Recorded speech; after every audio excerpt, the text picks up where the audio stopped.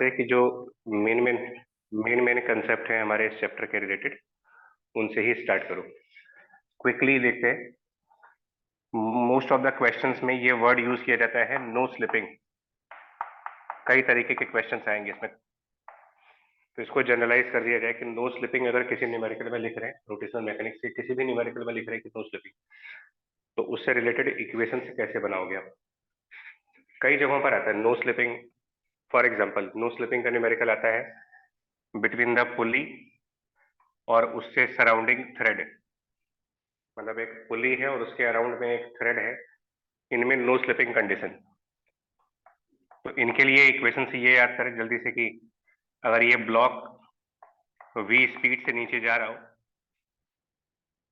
और जो पुली है वो ओमेगा वेलोसिटी से रोटेट कर रही हो, तो जब नो स्लिपिंग कंडीशन लिखी जाती है, जब ये लिखते हैं कि थ्रेड में और पुली में स्लिपिंग नहीं हो रही है, तो इमीडिएटली हम लिख देते हैं v is equal to r omega. Basically आप ये करते हो उसमें नो स्लिपिंग के टाइम पर कि जो पुली के सरकमफ्रेंस वाले पॉइंट की वेलोसिटी होगी, पुली के सरकमफ्रेंस वाले पॉइंट की ओमेगा की वजह से जो टेंजेंशियल वेलोसिटी होगी आर ओमेगा, पुली के सरकमफ्रेंस पर टेंजेंशियल वेलोसिटी आर ओमेगा, और पुली के सरकमफ्रेंस के कांटेक्ट में स्ट्रिंग की वेलोसिटी, पुली के सरकमफ्रेंस की आर ओमेगा और पुली के कांटेक्ट में जो स्ट्रिंग है इसकी वेलोसिटी यानी कि v, ये पॉइंट ऑफ कांटेक्ट के बीच में सेम वेलोसिटी कर देते हो आप, और उससे हमारा ये आंसर आ जाता है कि v equal to r omega. ऐसे ही अगर आपसे कहा जाए कि दो डिस्क है, फॉर एग्जांपल वो डिस्क 1 एंड डिस्क 2, एंड ये दोनों अपने अपने सेंटर्स के अबाउट रोटेट कर रहे हो। डिस्क 1 अपने सेंटर के अबाउट ओमेगा 1 से रोटेट कर रही है एंड डिस्क 2 अपने सेंटर के अबाउट ओमेगा 2 से रोटेट कर रही है, और कहा जाए कि इनमें स्लिपिंग नहीं है, इन दोनों डिस्क में कोई स्लिपिंग नहीं है, तो नो स्लिपिंग का मतलब फिर से वही हुआ कि जो पॉइंट ऑफ कांटेक्ट होगा, ये जनरलाइज फॉर्म में कर रहे हैं। नो स्लिपिंग मतलब सबसे पहले आप पॉइंट ऑफ कांटेक्ट चेक करो कि जो दो ऑब्जेक्ट्स आपको दिए गए हैं, जो भी दो ऑब्जेक्ट्स हैं उनमें पॉइंट ऑफ कांटेक्ट कौन सा है। सो डिस्क 1 की सरकमफ्रेंस का पॉइंट और डिस्क 2 के सरकमफ्रेंस का पॉइंट, डिस्क 1 की सरकमफ्रेंस और डिस्क 2 की सरकमफ्रेंस एक दूसरे के कांटेक्ट में है, एंड देयरफॉर डिस्क 1 के सरकमफ्रेंस पर जो वेलोसिटी होगी यानी कि r1 ओमेगा 1, और डिस्क 2 के सरकमफ्रेंस पर जो वेलोसिटी होगी यानी कि r2 ओमेगा 2, ये मैग्नीट्यूड और डायरेक्शन में सेम होने चाहिए। इन जनरल नो स्लिपिंग मतलब at the contact point both objects must have same velocity, same linear velocity. जितनी लीनियर वेलोसिटी डिस्क 1 के सरकमफ्रेंस पर है उतनी ही लीनियर वेलोसिटी डिस्क 2 के सरकमफ्रेंस पर है, and therefore r1 omega 1 equals to r2 omega 2। तो नो स्लिपिंग पुली और ब्लॉक के बीच में, पुली और थ्रेड के बीच में, नो स्लिपिंग दो रोटेटिंग डिस्क के बीच में। सिमिलरली अगर एक डिस्क है और उसके इनसाइड में एक और डिस्क है, एक बिगर डिस्क और उसके इनसाइड में एक स्मॉलर डिस्क, और बिगर डिस्क अपने सेंटर के अबाउट अगेन ओमेगा 1 से रोटेट कर रही है, इनर डिस्क अपने सेंटर के अबाउट ओमेगा 2 से रोटेट कर रही है। कंडीशन ये है दोनों सेंटर फिक्स पॉइंट्स हैं, मतलब centre of bigger disc and the centre of smaller disc ये स्टेशनरी पॉइंट्स हैं, सेंटर्स कहीं मूव नहीं कर रहे हैं इसमें, दोनों ही डिस्क के सेंटर्स स्टेशनरी पॉइंट्स, मतलब एक तरीके से ये फिक्स एक्सिस रोटेशन चल रही है। जिस एक्सिस पर बड़ी वाली डिस्क रोटेट कर रही है वो एक्सिस उसके सेंटर से पास हो रही है और ये फिक्स है। जिस एक्सिस पर छोटी वाली डिस्क रोटेट कर रही है ये छोटे वाले डिस्क के सेंटर से पास कर रहा और ये भी फिक्स है, दोनों ही फिक्स एक्सिस रोटेशन पे है। इस केस में भी वही चीज होगी। अगर आपसे कहा जा रहा है कि ये नो स्लिपिंग कंडीशंस में है, तो अब की बार पॉइंट ऑफ कांटेक्ट हमारा यहां हो रहा है, इस टॉप साइड पर दोनों डिस्क एक दूसरे के कांटेक्ट में हैं, तो इस पॉइंट ऑफ कांटेक्ट पर दोनों की वेलोसिटी फिर बराबर करेगी। बड़ी वाली डिस्क जो कि फिक्स एक्सिस रोटेशन है, इसलिए वहां वेलोसिटी r1 ओमेगा 1। छोटी वाली डिस्क अपने फिक्स सेंटर के अबाउट अगर ओमेगा 2 से रोटेट कर रहा है तो वेलोसिटी हो गई r2 ओमेगा 2, और ये आपस में बराबर कर दें, r1 omega 1 equal to r2 omega 2। मैं बार बार मेंशन कर रहा हूं कि ये सब फिक्स एक्सिस रोटेशन के एग्जांपल्स हैं। जो भी ऑब्जेक्ट आपका रोटेट कर रहा है उसका एक्सिस फिक्स है। यहाँ पर जो बॉडी रोटेट कर रही है उसकी एक्सिस फिक्स है, जो बॉडी रोटेट कर रही है उसकी एक्सिस फिक्स है। क्योंकि फिक्स एक्सिस होने की कंडीशन में रोटेटिंग बॉडी के सरकमफ्रेंस पर सिर्फ r ओमेगा वेलोसिटी होगी। अगर बॉडी रोटेट कर रही है और उसकी एक्सिस फिक्स हो गई है तो सरकमफ्रेंस के किसी भी पॉइंट की वेलोसिटी r ओमेगा। और अगर नो स्लिपिंग है तो उसका सीधा सा एक मतलब होता है कि जहां पर कांटेक्ट हो रहा है दोनों बॉडीज की लीनियर वेलोसिटी वहां पर बराबर कर दे।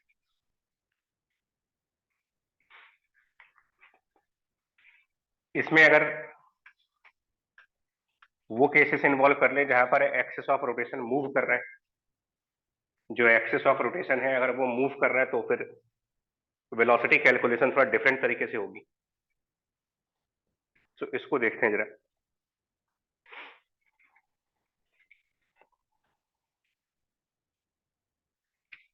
अगर मूविंग एक्सिस वाले भी केसेस आ जाए आपके, मान लीजिए फॉर एग्जांपल जो एक्सिस है वो मूव कर रही होगा, तो जैसे अभी मैंने एग्जांपल लिया कि एक रिंग है, उसके इनसाइड में एक स्मॉलर रिंग है, रिंग 1, और उसके इनसाइड में रिंग 2। रिंग 2 का जो सेंटर है, रिंग 2 का सेंटर, सेंटर ऑफ रिंग 2, ये फिक्स पॉइंट है। रिंग 1 का सेंटर यानी कि C1 पॉइंट ये मूव कर रहा है। Centre of ring 1 point C2 के अराउंड रिवॉल्व कर रहा है। C1 is revolving around C2। Centre of ring 1 revolving around C2. Center C1 is revolving around C2 with a linear speed v, and the ring 1 rotates about its own center with omega 1.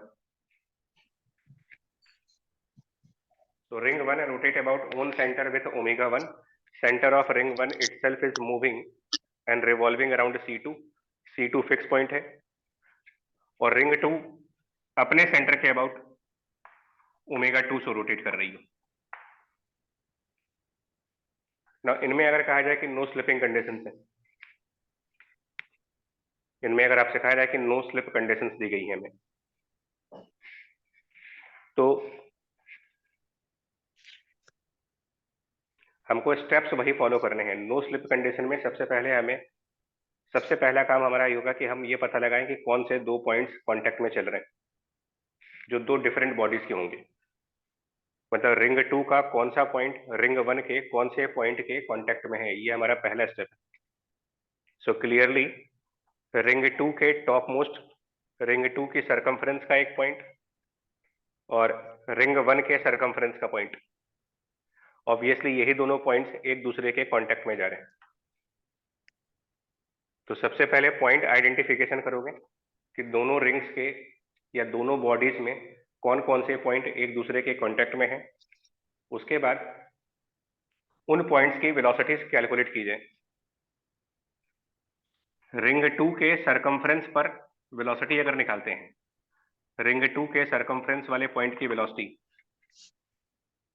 तो ring 2 एक fix centre के about rotate कर रहा है, मतलब कि fix axis rotation हुआ ये।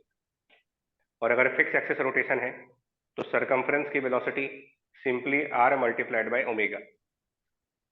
सो रिंग 2 के सरकमफ्रेंस की वेलोसिटी r2 ओमेगा 2, यहां पर जो रिंग 2 है उसके सरकमफ्रेंस की velocity r2 omega 2। Now ring 1 के सरकमफ्रेंस की वेलोसिटी, रिंग 1 के सरकमफ्रेंस की वेलोसिटी, तो रिंग वन के सरकमफ्रेंस पर जो पॉइंट है उसकी वेलोसिटी निकालें अगर, तो रिंग वन के सरकमफ्रेंस पर जो वेलोसिटी होगी वो एक इस ओमेगा वन रोटेशन की वजह से होगी, क्योंकि ये रोटेट कर रहा है तो ओमेगा वन की वजह से एक वेलोसिटी होगी, एंड वो वेलोसिटी होगी r1 ओमेगा वन प्लस एक और वेलोसिटी इसके सरकमफ्रेंस पर इसलिए होगी क्योंकि centre of ring one itself revolution कर रही है। तो at the circumference of ring one there are two type of velocities. One is because of rotation of object omega 1, second is because of motion of center, centre जो move कर रहा है इसकी वजह से, और सेंटर मूव कर रहा है v स्पीड से लेफ्ट साइड, तो ये वेलोसिटी भी यहां पर वेक्टोरियली ऐड करी जाए। वेक्टोरियली ऐड करेंगे तो सेंटर की v वेलोसिटी लेफ्ट साइड है, लेफ्ट साइड का वेक्टर राइट साइड के वेक्टर में जब ऐड करेंगे तो मैग्नीट्यूड वाइज यहां पर माइनस लिखेंगे, एंड सो रिंग वन के सरकमफ्रेंस के टॉप पॉइंट पर टोटल वेलोसिटी हो गई r1 omega one minus v. इसमें r1 ओमेगा वन और माइनस वी जो आ रहा है ये वेलोसिटी रिंग वन के रोटेट करने की वजह से जनरेट हुई है, ये वेलोसिटी रिंग वन के सेंटर के ट्रांसलेट करने की वजह से जनरेट हुई है, और ये उनका वेक्टर समेशन है, और ये पॉइंट कांटेक्ट में है तो इनको बराबर करेंगे। तो कुल मिलाकर के इसमें दो ही कंसेप्ट के ऊपर ध्यान देना होता है कि जो कांटेक्ट वाले पॉइंट्स हैं उनकी वेलोसिटीज केयरफुली निकाली जाए और उनको आपस में इक्वल कर दिया जाए। ऐसा करके आप नो स्लिपिंग की कोई भी कंडीशन निकाल सकते हो। किसी भी कॉम्प्लिकेटेड प्रॉब्लम में हम नो स्लिपिंग कंडीशंस पे जा सकते हैं।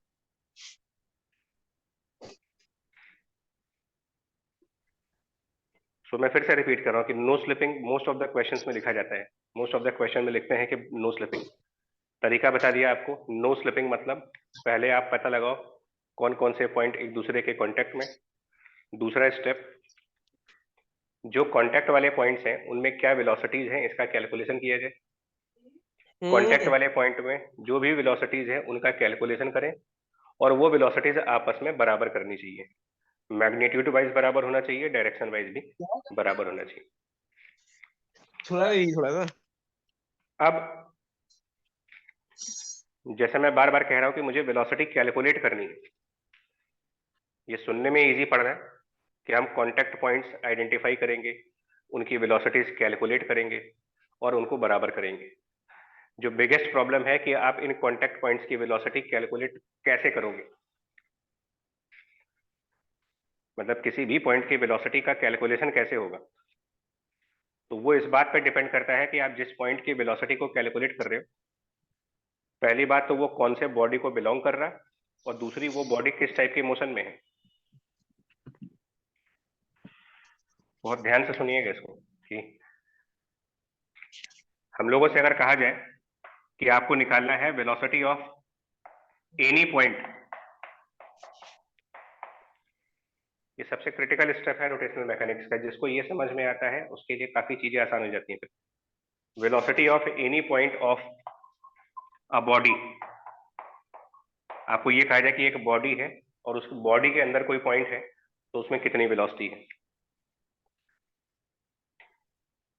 तो अब इसको बड़े ध्यान से समझते हैं। पहले तो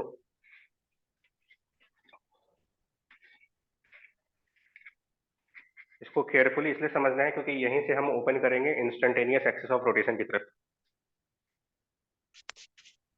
जो भी जितने भी कंसेप्ट हैं वो सब यहां से ओपन करेंगे।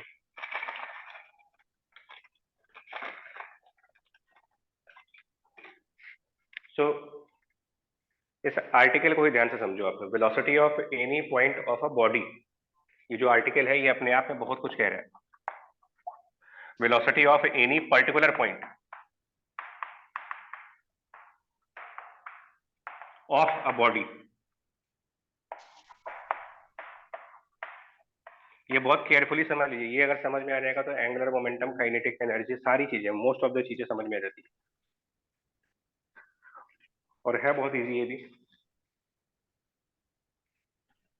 ये पॉइंट उठ क्यों रहा है वो समझो। Velocity of any particular point of a body, body itself, body means we have a collection of particles,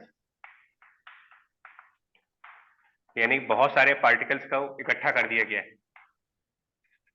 body means collection of particles, खूब सारे पार्टिकल्स मिलाए गए हैं। तो जब बहुत सारे पार्टिकल्स मिलाए गए होंगे, उनमें से किसी एक पार्टिकल की वेलोसिटी निकालने के बारे में कहा जा रहा है। बहुत सारे पार्टिकल्स को मिला करके बॉडी बनेगी, उन सारे पार्टिकल्स में से हम लोग किसी एक पर्टिकुलर पार्टिकल के वेलोसिटी में इंटरेस्टेड हैं, तो वो चीज कैसे निकाली जाए। तो ये डिपेंड करता है कि आपकी कलेक्शन कैसा है, मतलब कलेक्शन ऑफ पार्टिकल्स कैसा लिया आपने। तो बेसिक लेवल पर अगर आप बात करोगे कि आप कहते हो कि बॉडी ट्रांसलेट कर रही है,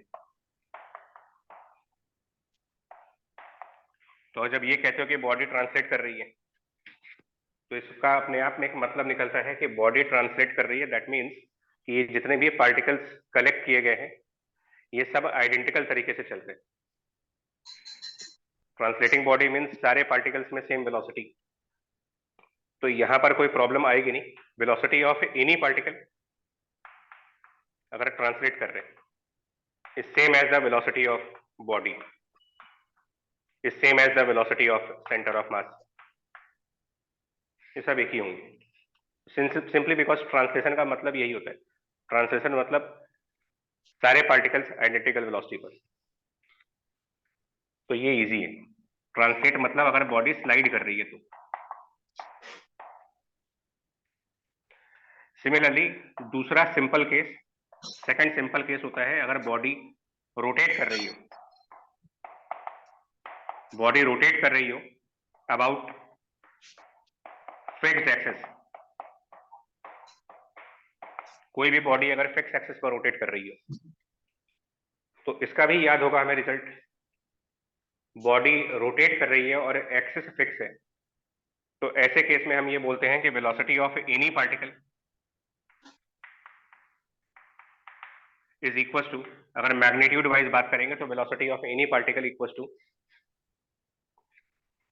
r into omega, velocity of any particle equal to r omega, magnitude wise r omega, जिसमें जो r है वो आप कहते हो कि ये डिस्टेंस फ्रॉम एक्सिस, रेडियस कह सकते हैं या डिस्टेंस फ्रॉम एक्सिस। यहाँ 2 पॉइंट्स में तो प्रॉब्लम नहीं आएगी, और ओमेगा को एंगुलर वेलोसिटी बोलते हो। इस रिजल्ट को वेक्टर फॉर्म में जब लिखा जाता है तो यही चीज वेक्टोरियल फॉर्म में ऐसे लिखी जाती है, v equal to omega vector cross r vector. ये दो बेसिक केसेस हैं जिसमें सिर्फ ट्रांसलेट कर रहे हैं या फिर सिर्फ रोटेट कर रहे हैं, ये दो इजी वाले केसेस हैं, तो इनमें वेलोसिटी निकालना इजी है। नाउ जो कॉम्प्लिकेटेड केस है वो ये वाला है कि जब बॉडी जनरलाइज्ड मोशन में जाती है, मतलब बॉडी कोई ऐसा मोशन कर रही हो जिसको ना तो आप ट्रांसलेटरी बोल सकते हो ना ही रोटेशनल बोल सकते हो, तो उस केसेस में अगर बात करें body in a general motion,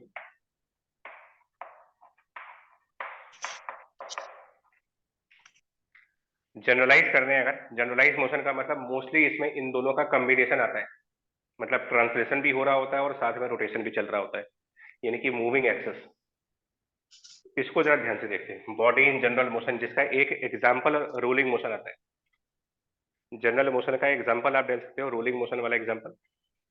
इनको कैसे प्रोसीड करना है इसको ध्यान देते हैं। मेरे ख्याल से इन दोनों में एज सच कोई प्रॉब्लम किसी को होगी नहीं, स्टिल अगर है तो अभी आप बता सकते हो कि नहीं मुझे ये वाला पॉइंट या ये वाला पॉइंट नहीं समझ में आता। प्योरली ट्रांसलेशनल और प्योरली रोटेशनल में वेलोसिटी कैलकुलेशन काफी इजी है।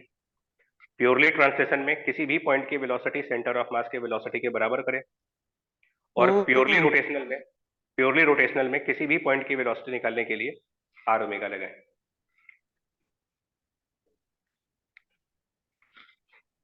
अगर इनमें ओके हैं तो हम इसमें जाएं, क्योंकि इसमें कंसेप्चुअल है ये। अब body in general motion conceptual article है, इसमें थोड़ा टाइम चाहिए मेरे को। फर्स्ट 2 पॉइंट्स क्लियर हैं, A and B, point A and point B. So body in general motion पे चलते हैं, इसको बहुत केयरफुली देखेंगे।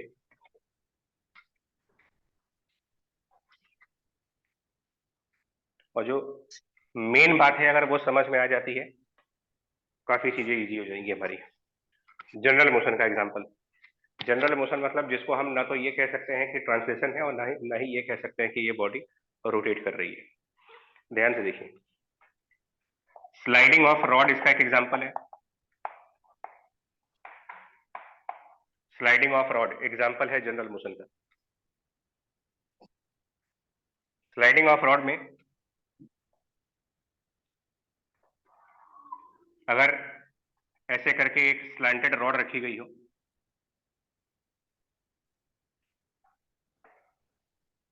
अगर इस तरीके से हमने एक स्लैंटेड रॉड रखी है और ये स्लाइड कर रही है, पॉइंट क्यू फॉरवर्ड स्लाइड कर रहा है और पॉइंट पी डाउनवर्ड स्लाइड कर रहा है। सो एक पॉइंट फॉरवर्ड जा रहा है, एक पॉइंट डाउनवर्ड आ रहा है। क्लियरली ये ट्रांसलेशन की डेफिनेशन को सेटिस्फाई नहीं कर रहा है। ट्रांसलेशन की डेफिनेशन ये होती है जिसमें सारे पार्टिकल्स एक ही स्पीड से और एक ही डायरेक्शन में चले, वन स्पीड वन डायरेक्शन। तो वो यहाँ नहीं है। पॉइंट क्यू का डायरेक्शन हॉरिजॉन्टल है, पॉइंट पी का डायरेक्शन वर्टिकल। तो ट्रांसलेशन वाली डेफिनेशन मैच नहीं कर रही है यहाँ पर। फिक्स एक्सिस रोटेशन इसलिए नहीं है क्योंकि एंटायर रॉड पीक्यू में, एंटायर रॉड पीक्यू में कोई भी ऐसा पॉइंट नहीं है जो कि मूव ना कर रहा हो। पीक्यू का हर एक पॉइंट मूव कर रहा है, किसी न किसी स्पीड से और किसी न किसी डायरेक्शन से। सो ये फिक्स एक्सिस रोटेशन में भी नहीं जा रहा और ना ही ये ट्रांसलेशन में जा रहा है। इसी को हम जनरल मोशन बोल रहे हैं। ये मोशन आपका जनरलाइज है ना। ऐसे में अगर आपसे कोई कह दे कि इस रॉड में हमने कोई भी रैंडम पॉइंट चूज किया, रॉड का कोई भी एक रैंडम पॉइंट चूज कर ले, कोई भी सेंटर ऑफ मास चूज कर ले, बॉटम से 1/4 डिस्टेंस पर कोई पॉइंट चूज कर ले, बॉटम से 1/3 डिस्टेंस पर पॉइंट चूज कर ले, रॉड में कोई भी रैंडम पॉइंट चूज करें और उसकी वेलोसिटी कैलकुलेट करने को दी जाए, अगर यह पूछी जाए कि इसकी क्या वेलोसिटी होगी, तो इसके बारे में डिस्कशन हो रहा है। मतलब जो हम आर्टिकल पढ़ रहे हैं वो ये आर्टिकल है कि हमें किसी बॉडी के किसी भी पॉइंट की वेलोसिटी निकालने को कहा जाएगा, और सिचुएशन ये है कि वो ना तो प्योरली ट्रांसलेट कर रहा है और ना ही प्योरली रोटेट कर रहा है। तो हमारी अप्रोच क्या रहनी चाहिए? नॉन ट्रांसलेटिंग नॉन रोटेटिंग वाली सिचुएशन में हम क्या करें जिससे कि वेलोसिटी निकाल सकते हैं? ये मेरा आर्टिकल है। इसके दो रास्ते हैं। इस प्रॉब्लम को रिजॉल्व करने के दो सॉल्यूशंस हैं। एक सॉल्यूशन जो अभी हम डिस्कस करेंगे और एक सॉल्यूशन थोड़ी देर बाद डिस्कस करेंगे, उसी को बोला गया है इंस्टेंटेनियस एक्सेस ऑफ रोटेशन करके। सॉल्यूशन नंबर 1 मतलब इस टाइप की प्रॉब्लम्स को सॉल्व करने का तरीका। तो सॉल्यूशन नंबर 1 यानी मेथड नंबर 1,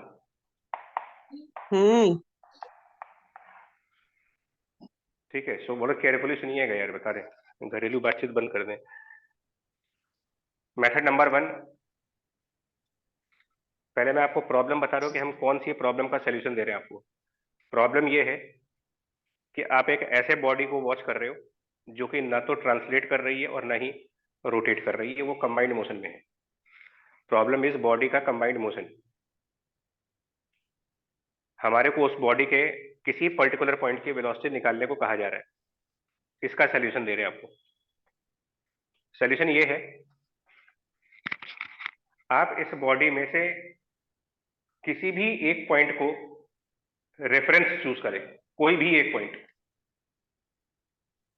या तो P पॉइंट को रेफरेंस मान लें या Q पॉइंट को रेफरेंस मान लें, सेंटर ऑफ मास को रेफरेंस मान लें, किसी भी रैंडम पॉइंट को रेफरेंस मान लें।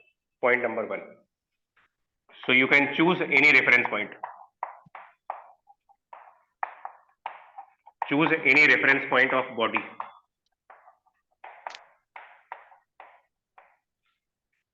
उस एंटायर बॉडी में आपको कोई भी रेफरेंस पॉइंट मानना है, मान लीजिए, वो कंप्लीटली हमारी चॉइस है।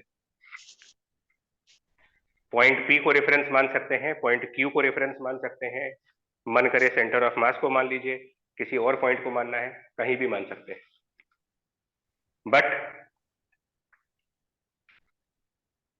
यूजुअली जब हमको चॉइस मिलती है, मतलब हमको चॉइस दी जा रही है कि आप कोई भी पॉइंट चूज कर लो, तो ऑब्वियस सी बात है कि हम वही पॉइंट चूज करेंगे जिसकी वेलोसिटी हमको क्वेश्चन में दी गई होगी। इस एंटायर बॉडी में एटलीस्ट एक पॉइंट की वेलोसिटी आपको दी जाएगी, कम से कम कोई एक पॉइंट होगा जिसकी वेलोसिटी क्वेश्चन में दी गई होगी, एटलीस्ट वन पॉइंट। जिस भी पॉइंट की वेलोसिटी हमें क्वेश्चन में दी गई होगी, फॉर एग्जांपल हमें पॉइंट पी की वेलोसिटी न्यूमेरिकल में दी गई है तो पी रेफरेंस है, क्यू की वेलोसिटी दी गई है तो क्यू रेफरेंस है, सेंटर ऑफ मास की वेलोसिटी दी गई है, ये रेफरेंस है। So choose any reference point of the body, but generally we choose the point whose velocity is given in the problem। जिसकी वेलोसिटी क्वेश्चन में दे दी जाएगी उसको रेफरेंस मान लेंगे। दूसरा पॉइंट, अब जिसको भी आपने रेफरेंस माना है, P और Q, जिसको भी रेफरेंस माना हमने, वो डिपेंड करेगा कि किसकी वेलोसिटी दी गई है हमें क्वेश्चन में। जिसको भी रेफरेंस माना है, assume that body translates, assume that the body translates as per reference point।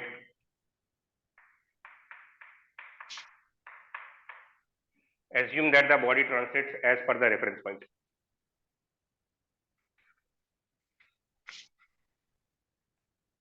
Assume that the body translates as per the reference point and therefore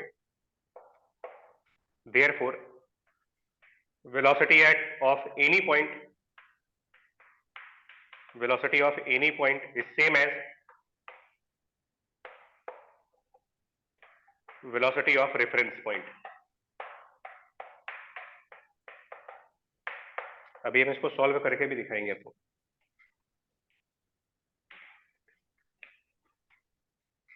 line को न्यूमेरिकल में कैसे यूज करेंगे वो दिखाते भी।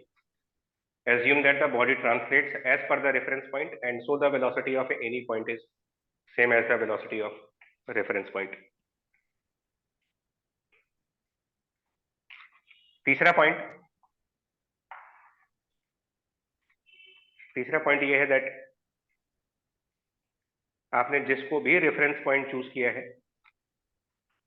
जिस भी पॉइंट को रेफरेंस माना है, आप ये मान लें कि वो बॉडी उस रेफरेंस पॉइंट के अबाउट, जिसको भी रेफरेंस माना है उसको, अब जिसको भी रेफरेंस माना है उसको अब एक्सेस मान लेंगे।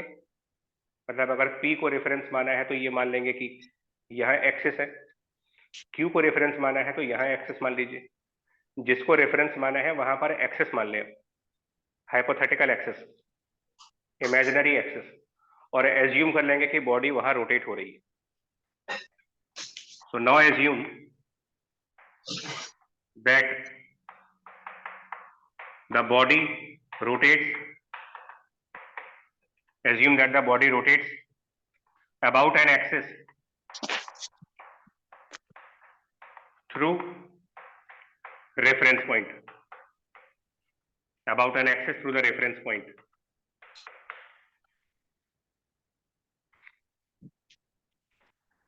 And so now the velocity of any point, now the velocity of any point will be r omega, जो कि जैसे रोटेशनल मैकेनिक्स में कर रहे थे कि जब बॉडी रोटेट करती है तो वेलोसिटी r ओमेगा।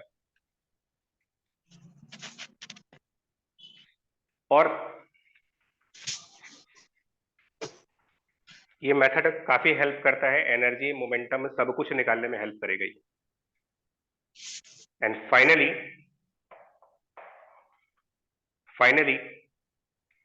वेलोसिटी जिस पॉइंट की आपको निकालनी है, वेलोसिटी ऑफ एनी पॉइंट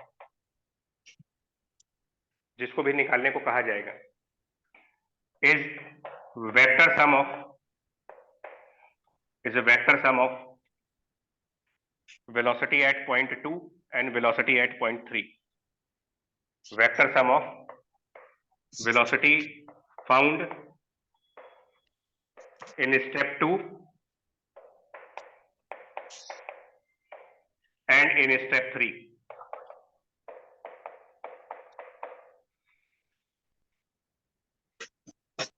अब इसको हम इलस्ट्रेट करके दिखाते हैं आपको।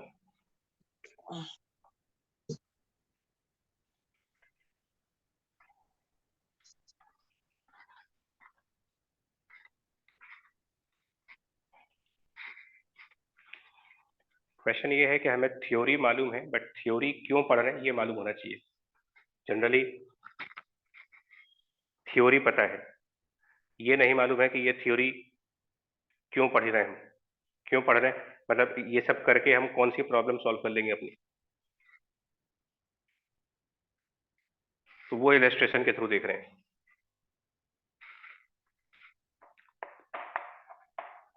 नाउ इलस्ट्रेशन ये है, और ये भी ध्यान दे रहा हूं, फिर से बोल रहा हूं, ये जस्ट एक मेथड, मतलब इसका मतलब जो जिस प्रॉब्लम को हम सॉल्व करने वाले हैं उसका ये एक मेथड है। सेम प्रॉब्लम और भी मेथड से सॉल्व हो सकती है। सो जितने भी पॉसिबल मेथड है सॉल्व करने के, वो सब दिखा रहे हैं। आपको चुनना है कि आप किसमें कंफर्टेबल है। सो इलस्ट्रेशन 1 इज दैट, वही रॉड एग्जांपल ले रहे हैं।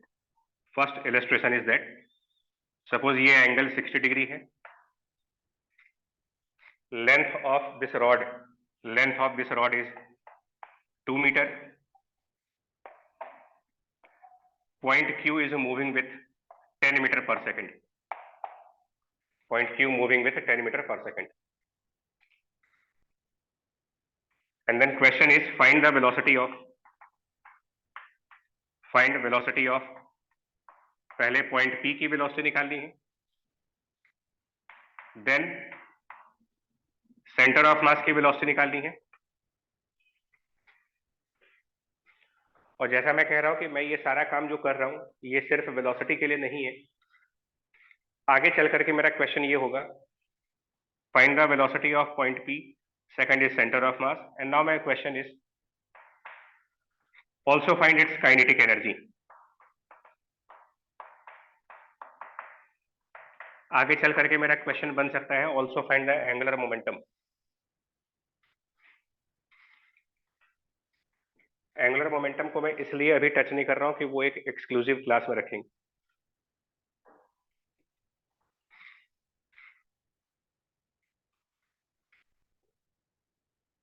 तो मुझे किसी पॉइंट की वेलोसिटी निकालनी है, मुझे सेंटर ऑफ मास की वेलोसिटी निकालनी है, मुझे काइनेटिक एनर्जी निकालना है।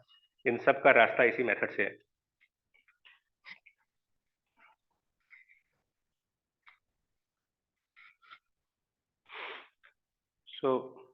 जैसे इसमें कहा गया है कि आपको सिर्फ ये स्टेप फॉलो करने हैं, और सीक्वेंस में पहला स्टेप कोई रेफरेंस पॉइंट चूज करना है, और जैसा कहा गया है कि रेफरेंस पॉइंट उसको ही चूज करिए जिसकी वेलोसिटी आपके न्यूमेरिकल में दी गई है।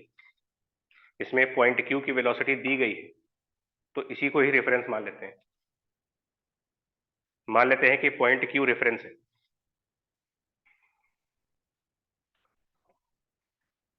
और अब पॉइंट Q रेफरेंस है, नाउ जो ये लिखा गया है, assume that the body translates as per reference point। हमने ये माना है कि ये रेफरेंस पॉइंट है। So which means we are imagining, मतलब जस्ट इमेजिन कर रहे हैं आप कि दिस एंटायर रॉड, ये मेरे इमेजिनेशन में है सिर्फ, ऐसा ये सब में से मतलब रियलिटी में ऐसा कुछ हो नहीं रहा। जस्ट हम इमेजिन कर रहे हैं कि जो आपका रेफरेंस पॉइंट Q है उसकी वेलोसिटी है 10 मीटर पर सेकंड। सो आप इमेजिन कर रहे हो कि ये पूरा रॉड ट्रांसलेट कर रहा है, एंड सो पॉइंट P की भी वेलोसिटी 10 मीटर पर सेकंड, सेंटर ऑफ मास की भी वेलोसिटी 10 मीटर पर सेकंड, हर एक की वेलोसिटी 10 मीटर पर सेकंड। ये मतलब है यहां पर ये सब इमेजिनरी फॉर्म में चल रहा है। पॉइंट Q को रेफरेंस मान चुके हैं, सो मैं इमेजिन कर रहा हूं कि ये पूरी रॉड जो वेलोसिटी Q के पास है ये इसका मतलब है। Body translates as per reference point, जिसको आपने रेफरेंस पॉइंट माना है वो जितनी स्पीड और जिस डायरेक्शन में चल रही, मान लेंगे कि पूरी बॉडी उतनी ही स्पीड से और उसी डायरेक्शन में चल रही। Point number 2। Now point number 3। Point number 3 point number 3 में ये कहा गया है कि अब आप ये इमेजिन करें, कि जो पॉइंट Q है, यहां पर एक इमेजिनरी एक्सिस है, एक्सिस थ्रू रेफरेंस पॉइंट। सो हाइपोथेटिकली ये मानेंगे कि यहां पर एक एक्सिस है और ये रॉड उस एक्सिस पर रोटेट कर रही है।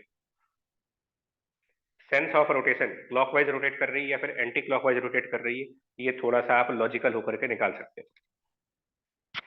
ये चीज थोड़ा सा लॉजिकल वे में अगर आप चलेंगे तो अपने आप समझ में आता है कि ये कैसे रोटेट कर रही होगी। पॉइंट Q के फॉरवर्ड जाने से ये जो 60 डिग्री एंगल है, जब ये पॉइंट Q आगे जाएगा और पॉइंट P नीचे आएगा, तो इतना आप खुद भी सोच सकते हो कि ये एंगल बढ़ रहा होगा या फिर कम हो रहा होगा। तो जैसे जैसे पॉइंट Q आगे बढ़ रहा होगा, ये एंगल रिड्यूस कर रहा है। इस एंगल के रिड्यूस करने का मतलब ये जो रॉड है ये एंटी क्लॉकवाइज मोशन में होगी। सो नाउ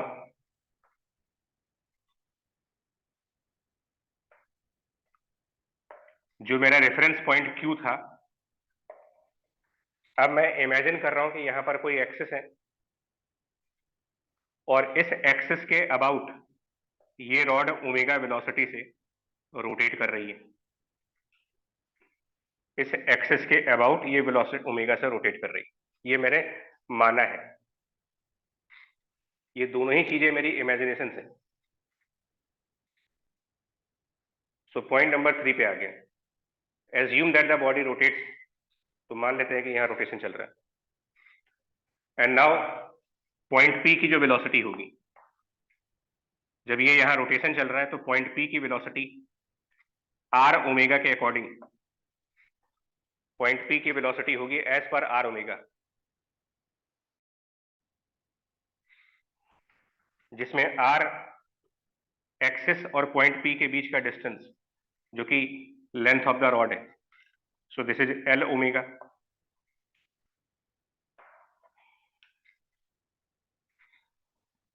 सेंटर ऑफ मास की बात करेंगे तो पॉइंट Q से centre of mass L/2 distance पे होगा, एंड सो इसकी velocity L/2 omega.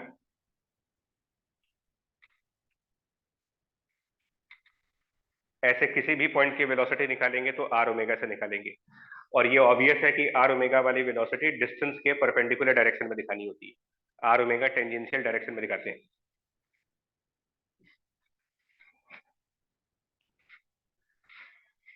So point 2 और पॉइंट 3 हो गए फाइनल पॉइंट।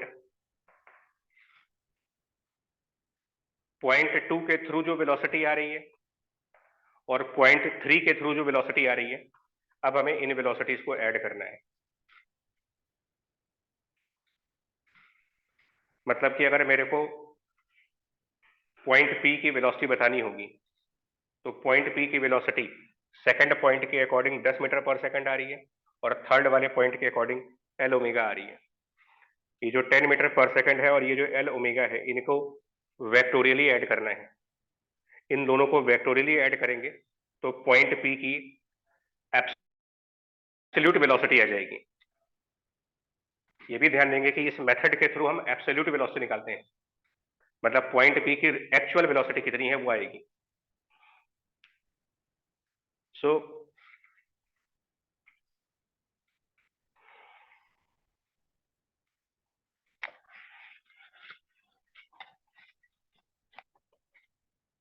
पॉइंट P की वेलोसिटी निकालनी है, तो दैट इज 10 मीटर पर सेकंड। एक वेक्टर ये हो गया और दूसरा वेक्टर ये एल ओमेगा है। एंगल्स आप अपने आप निकाल सकते हो क्योंकि ये जो एल ओमेगा है वो रॉड के परपेंडिकुलर जा रहा है। अगर ये एल ओमेगा रॉड के परपेंडिकुलर जा रहा है तो ये वर्टिकल लाइन के साथ 60 डिग्री एंगल पर होगा। ये पॉइंट पी के बारे में कर रहे हैं, पॉइंट पी के बारे में, पॉइंट पी के बारे में ये वेलोसिटीज होंगी। अब क्योंकि इसमें एक नोन चीज ये भी है कि पॉइंट पी का जो मोशन हो रहा है, ये चीज नोन है दैट पॉइंट पी, इस पॉइंट का मोशन सिर्फ वाई डायरेक्शन में हो रहा है। अगर पॉइंट पी और वॉल कांटेक्ट में है तो कांटेक्ट में बने रहने की कंडीशन ये पॉइंट पी की वेलोसिटी का जो डायरेक्शन होना चाहिए वो वर्टिकल होना चाहिए। ये भी मैं फिर से रिपीट कर रहा हूं, ये जो मेथड फॉलो किया जा रहा है, इस मेथड के थ्रू जो वेलोसिटी आप कैलकुलेट कर रहे हैं वो एब्सोल्यूट वेलोसिटी है, यानी कि ग्राउंड फ्रेम के रिस्पेक्ट में। मतलब 10 मीटर पर सेकंड और एल ओमेगा को जब हम वेक्टोरियली ऐड करेंगे तो इनका रिजल्टेंट पॉइंट पी के उस वेलोसिटी को डिफाइन कर रहा होगा जो ग्राउंड से वॉच करने पर आएगी। और अगर हम ग्राउंड से पॉइंट पी को वॉच करेंगे तो क्लियरली इसका मोशन वाई डायरेक्शन में हो रहा है, यानी इनका रिजल्टेंट वाई डायरेक्शन में आना चाहिए। इनका रिजल्टेंट वाई डायरेक्शन में लाने के लिए, इन दोनों के रिजल्टेंट को वाई डायरेक्शन में लाने के लिए एल ओमेगा का जो हॉरिजॉन्टल कंपोनेंट है वो इस 10 मीटर पर सेकंड को कैंसिल आउट करें। सो एल ओमेगा का हॉरिजॉन्टल कंपोनेंट जो कि एल ओमेगा साइन 60 होगा, एल ओमेगा साइन 60, और वो कैंसिल करेगा इस 10 मीटर पर सेकंड को, एंड यहां से ओमेगा की वैल्यू आ जाएगी, इस रॉड की एंगुलर वेलोसिटी आ जाएगी इसमें ओमेगा,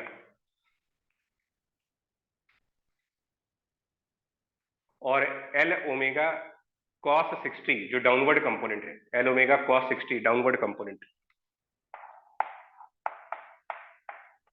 ये चीज पॉइंट पी की वेलोसिटी बन जाएगी।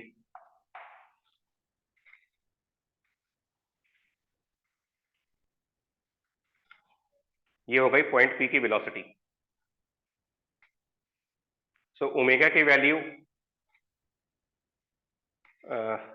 सपोज 10/√3 आ रहा होगा, एंड पॉइंट पी की वैल्यू यहां से आ जाएगी।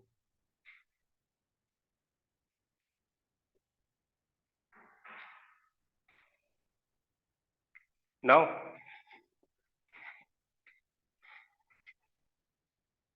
हमें सेंटर ऑफ मास की वेलोसिटी निकालनी है, मान लीजिए, और सेंटर ऑफ मास की वेलोसिटी इसलिए निकालनी है क्योंकि मुझे निकालना है काइनेटिक एनर्जी।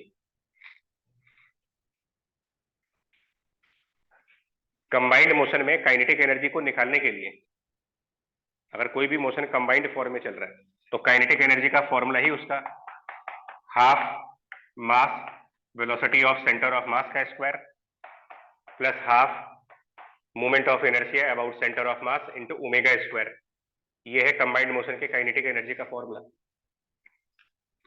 सो अगर क्वेश्चन में काइनेटिक एनर्जी की जरूरत पड़ती है, कंजर्वेशन ऑफ एनर्जी लगाना पड़ रहा है मुझे, तो ऑब्वियस सी बात है उसके लिए VCOM चाहिए और ओमेगा चाहिए। ओमेगा आ चुका है, नाउ VCOM।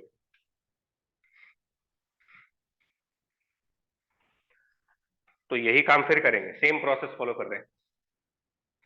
सेंटर ऑफ मास की वेलोसिटी निकालनी है तो 10 मीटर पर सेकंड और L/2 ओमेगा, इन दोनों को वेक्टोरियली ऐड करें। 10 मीटर पर सेकंड और L/2 ओमेगा को वेक्टोरियली ऐड करेंगे तो आ जाएगा सेंटर ऑफ मास की वेलोसिटी। उसके लिए L/2 ओमेगा जो है इसको रिजॉल्व करना पड़ेगा इन y डायरेक्शन और इन x डायरेक्शन। L/2 ओमेगा को y डायरेक्शन और x डायरेक्शन में रिजॉल्व करेंगे और उसको i कैप और j कैप के फॉर्म में लिख लें, प्लस ये 10 मीटर पर सेकंड, तो निकाल सकते हैं सेंटर ऑफ मास की क्या वेलोसिटी होगी। मैं इसको बोर्ड पे नहीं लिखूंगा बिकॉज स्पेस नहीं है मेरे पास, तरीका वर्बली बता रहा हूं। L/2 ओमेगा को हॉरिजॉन्टल वर्टिकल डायरेक्शन में रिजॉल्व कर ले, माइनस आई कैप और माइनस जे कैप दो कंपोनेंट्स हो गए, प्लस 10 आई कैप, तो सेंटर ऑफ मास की वेलोसिटी वेक्टोरियल फॉर्म में आ जाएगी। उसका मैग्नीट्यूड निकाल के यहां रख देंगे। ओमेगा निकाल चुके हैं, और moment of inertia of rod about centre of mass ml²/12, ये सब कर सकते हैं।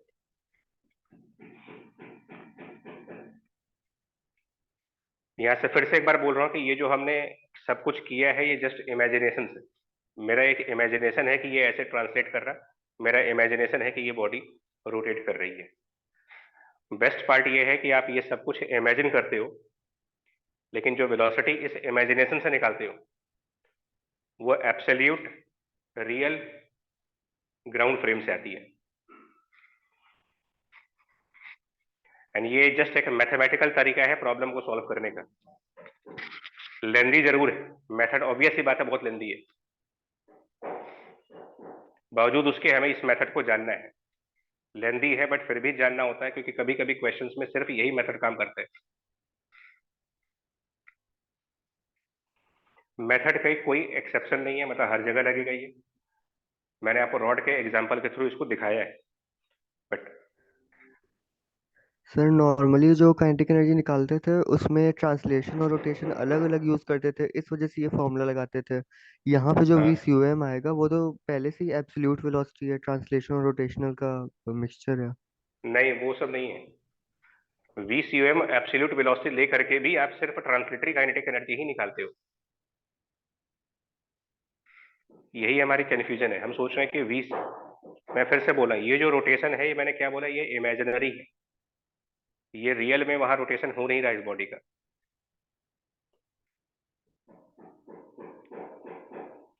और यही सिर्फ कंफ्यूजन्स हैं, मतलब, और कंफ्यूजन्स क्या है, मेरे को इन्हीं के कॉन्फिडेंस लाने हैं। और अभी क्योंकि टाइम मेरे पास कम है, इसलिए हमको अभी के लिए फिलहाल मेंस हो जाने दीजिए, फिर एक बार भले डिस्कस कर लीजिएगा। अभी के लिए आप सिर्फ इस मेथड को समझो कि इस मेथड से आंसर कैसे ला रहे हैं। और काइनेटिक एनर्जी हमेशा इसी से निकालेंगे, और यही ट्रांसलेटरी है, यही रोटेशनल है। इसमें VCOM सेंटर ऑफ मास की एब्सोल्यूट वेलोसिटी है, भले ही उसको निकालने के लिए हमने इस मेथड का यूज किया।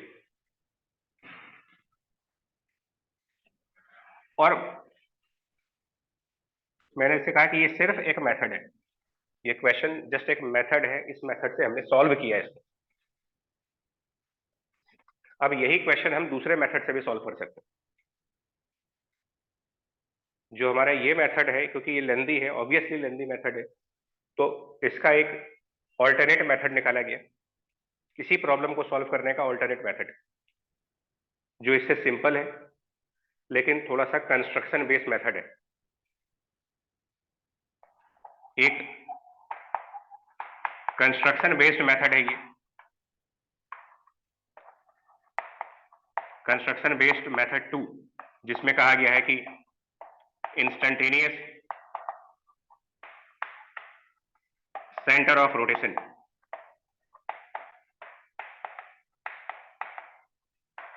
या एक्सिस ऑफ रोटेशन, जो दूसरा मेथड है इसको सॉल्व करने का। और एक तीसरा मेथड भी है, तीनों ही डिस्कस करके दिखा देते हैं, इसमें जो जो कन्वीनियंस लगे।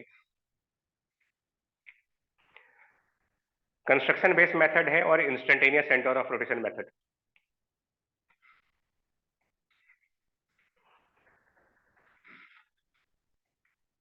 एक्चुअली इस वाले मेथड में प्रॉब्लम क्या हो रही है कि हम इस मेथड में एक बार ट्रांसलेशन एज्यूम कर रहे हैं, और एक बार रोटेशन एज्यूम कर रहे हैं, और एक बार ट्रांसलेशन एज्यूम करके वेलोसिटी निकाल रहे हैं, एक बार रोटेशन एज्यूम करके वेलोसिटी निकाल रहे हैं, और फिर उन दोनों को ऐड भी कर रहे हैं। सो ये जो कॉम्प्लिकेशन हो रही है इसमें, इसको सिंप्लीफाई कर दिया गया।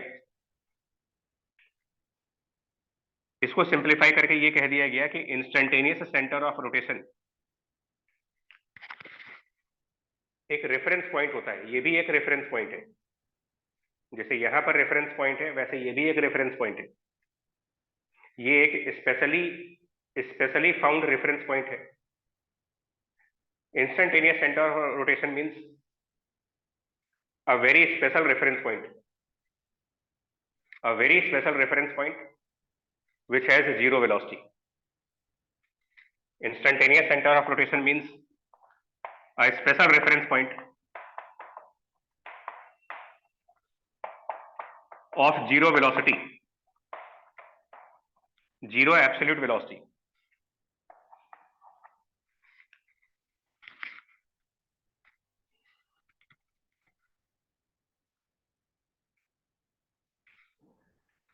एक्चुअली मेथड 1 में आपसे जो कहा गया कि आप रेफरेंस पॉइंट चूज करिए, और यहां पर कोई लिमिटेशन तो लगाई नहीं जा रही है, यहां पर लिमिटेशन कोई भी नहीं लगाई गई, कह दिया गया कि आप कोई भी रेफरेंस पॉइंट चूज कर लो, लेकिन वो पॉइंट बॉडी का होना चाहिए, आउटसाइड द बॉडी नहीं, with in the body, inside the body आप कोई भी पॉइंट चूज कर लीजिए। वो रेफरेंस पॉइंट जिस भी वेलोसिटी से चल रहा होगा, एंटायर बॉडी उतनी ही वेलोसिटी से ट्रांसलेट करेगी, एंटायर बॉडी उतनी ही वेलोसिटी से ट्रांसलेट करेगी। तो हमने इसी फ्रीडम का एडवांटेज लिया है कि जब आप कह रहे हो कि choose any reference point of the body, so why not we can choose a reference point of zero velocity. If we can choose a reference point of zero velocity, so point number 2 skip हो जाएगा, point number 2 को आप skip कर सकते हो, क्योंकि इसमें कहा जा रहा है कि velocity of any point is same as the velocity of reference point. So if I choose a reference point of zero velocity, if I choose a reference point having zero velocity, then velocity of any point is same as the reference point, and so translation वाला part skip कर सकते हो आप, and सिर्फ rotational part से velocity मिल जाएगी।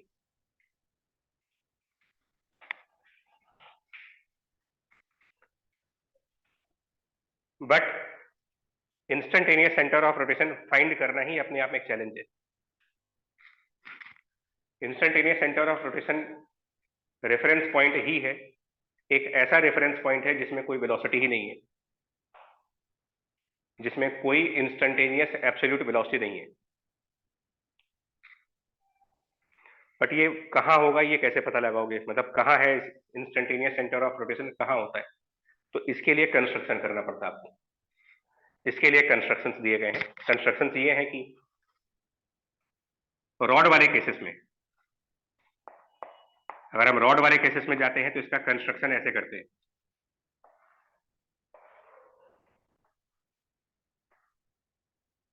जो point Q slide कर रहा था 10 मीटर पर सेकंड से, पॉइंट P अननोन वेलोसिटी है, एंगल 60 डिग्री चाहिए। कंस्ट्रक्शन क्या करना है, अब वो याद रखना पड़ेगा आपको।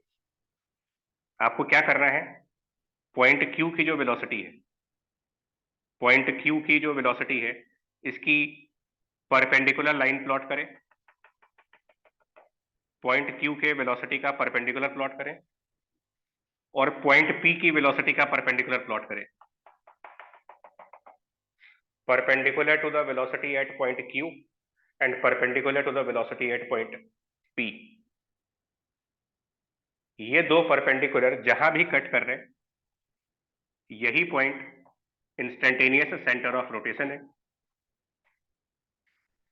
यही point instantaneous centre of rotation हुआ। और मैं फिर बोल रहा हूं कि इंस्टेंटेनियस सेंटर ऑफ रोटेशन है रेफरेंस पॉइंट ही, ये भी एक स्पेशल रेफरेंस पॉइंट हुआ। स्पेशल ये है कि इस रेफरेंस पॉइंट के पास कोई वेलोसिटी नहीं है, इस रेफरेंस पॉइंट के पास कोई इंस्टेंटेनियस वेलोसिटी नहीं है, और इसीलिए पॉइंट 2 स्किप कर जाएगा एंड सीधे पॉइंट 3 पर आ जाइए।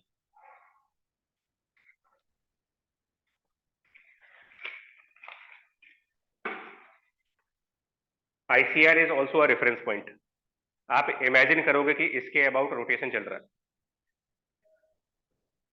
यही प्रोसेस चल रहा है, सिर्फ पॉइंट 2 को हटाया गया है।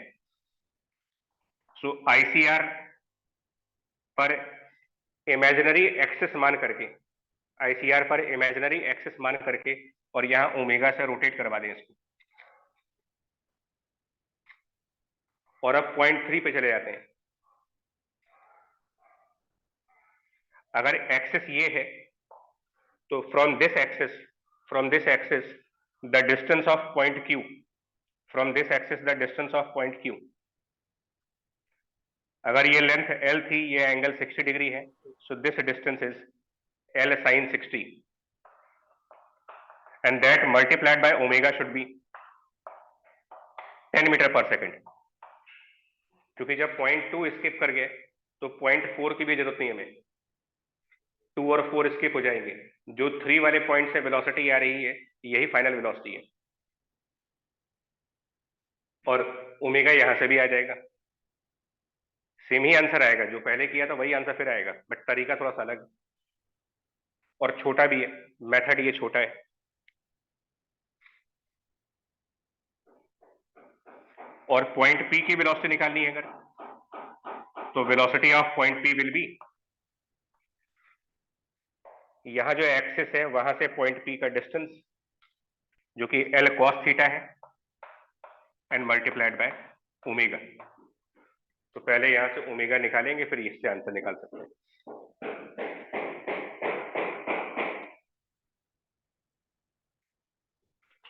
सो आईसीआर को ढंग से समझें कि आईसीआर क्या है और क्यों यूज करा जाता है और इसको क्यों पढ़ाया जाता है में, और क्या आईसीआर अगर मेरे को नहीं आता है तो क्या क्वेश्चन सॉल्व नहीं कर सकते हम।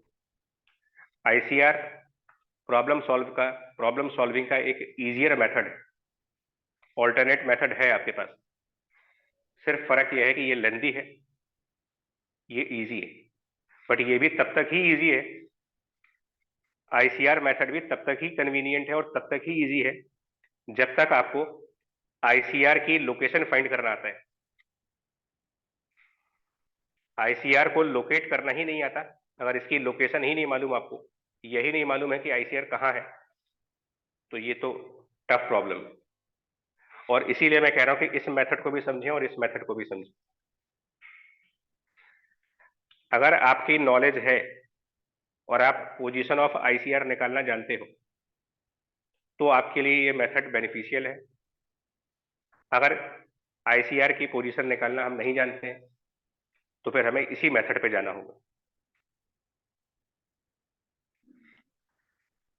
आईसीआर की पोजीशन कैसे निकालते हैं वो कंस्ट्रक्शन के बेस पर आता है। तो या तो हम सारे कंस्ट्रक्शन से याद कर लें कि अलग अलग सिचुएशन में आईसीआर कैसे निकालते हैं। रॉड के एग्जांपल में आपको बता दिया गया कि रॉड में आईसीआर ऐसे निकालते हैं, दोनों एंड के वेलोसिटीज का परपेंडिकुलर लाइन, दोनों एंड की वेलोसिटी का परपेंडिकुलर लाइन जहां भी इंटरसेक्ट कर रहा है यही आईसीआर है, which is a reference point of zero velocity, and therefore we can skip translatory part and directly come to the rotational part. Also step number 4 skip कर देंगे।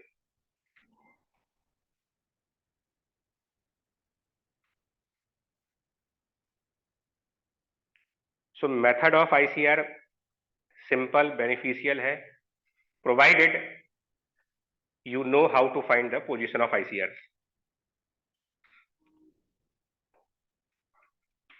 इसके एडवांटेजेस और भी हैं। अगर हमें पोजीशन ऑफ आईसीआर निकालना आता है तो ऑब्वियसली क्वेश्चन सिंपल तरीके से सॉल्व होता है और काइनेटिक एनर्जी फाइंडिंग भी इजी हो जाता है इससे। अगर हमें आईसीआर फाइंड करना आता है तो हम इसके थ्रू काइनेटिक एनर्जी को बड़े आसानी से निकाल सकते हैं कि now you can use the kinetic energy is half the moment of inertia about ICR and omega square, half I omega square करके काइनेटिक एनर्जी निकाल सकते हैं, जो कि टोटल काइनेटिक एनर्जी होगी। ये उस रॉड की टोटल काइनेटिक एनर्जी है।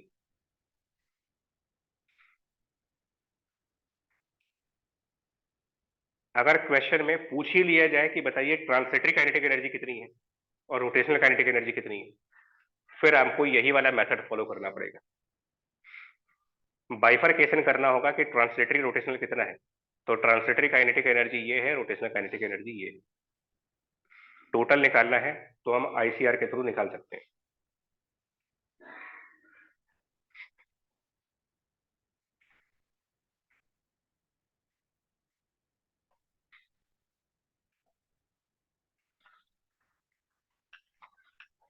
ना रॉड के केस में तो इजी हुआ। दूसरा केस आता है अब हमारे पास दो मेथड है, एक ये मेथड है, एक ये मेथड है।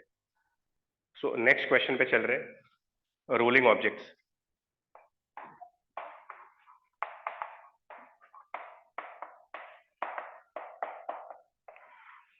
रोलिंग भी कंबाइंड मोशन के ही एग्जांपल्स में आता है। सो अब हमारी चॉइस है, रोलिंग ऑब्जेक्ट्स या तो हम इस मेथड से सॉल्व करेंगे या फिर हम इस मेथड से सॉल्व करेंगे, प्रोवाइडेड आपको ये पता हो कि रोलिंग का आईसीआर कहाँ होता है। तो रोलिंग मोशन में आईसीआर कहाँ है या तो ये मालूम हो,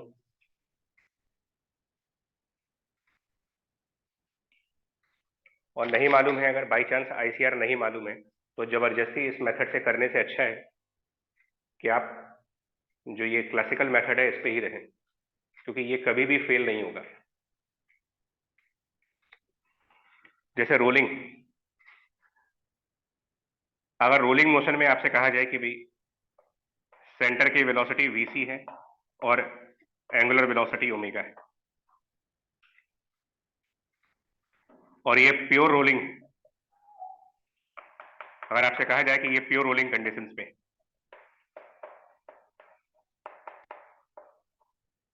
ना वर्ड मीनिंग पता होनी चाहिए कि प्योर रोलिंग का क्या मतलब होता है।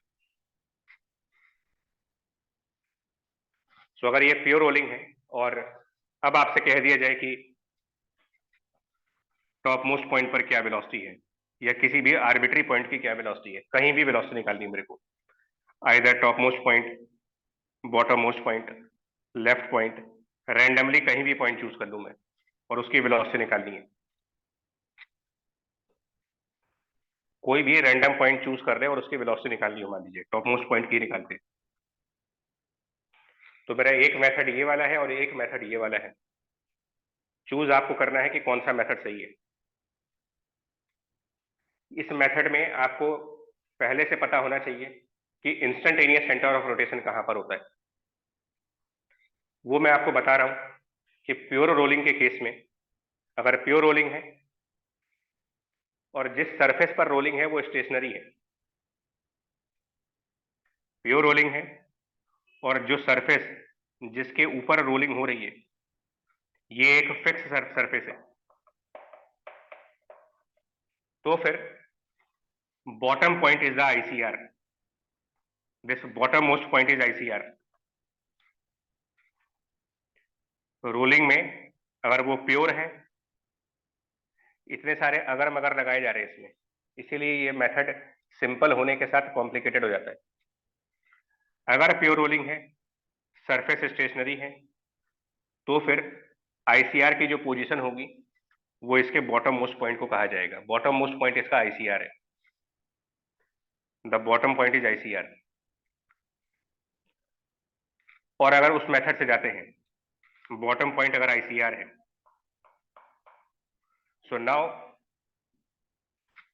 इसको फिर से देखते हैं। ICR means this is a reference point, this is a reference point, and we can assume the body rotates about that axis.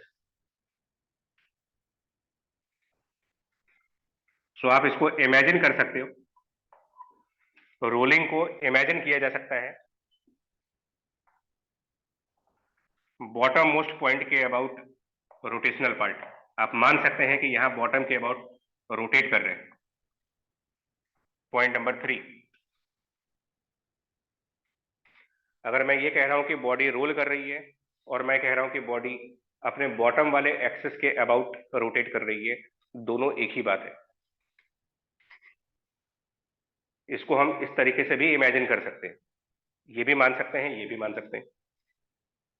और जब ये मानेंगे, ध्यान दें ICR is a reference point जिसमें कोई वेलोसिटी नहीं होती एंड इसलिए कोई ट्रांसलेशन नहीं होगा। तो जब आप आईसीआर मानोगे तो ये सिर्फ रोटेट कर रहा होगा, यहां पर कोई ट्रांसलेटरी मोशन नहीं होगा। अगर हम इस तरीके से रोलिंग को इमेजिन करते हैं तो यहाँ ट्रांसलेशन नहीं हो रहा, और अगर इस तरीके से रोलिंग को इमेजिन कर रहे हैं तो ट्रांसलेशनल एंड रोटेशनल दोनों ही हो रहे हैं। मतलब आप कंबाइंड मोशन की क्या परसेप्शन बनाते हो, ये डिपेंड करता है कि मेथड कौन सा चूज कर रहे हैं।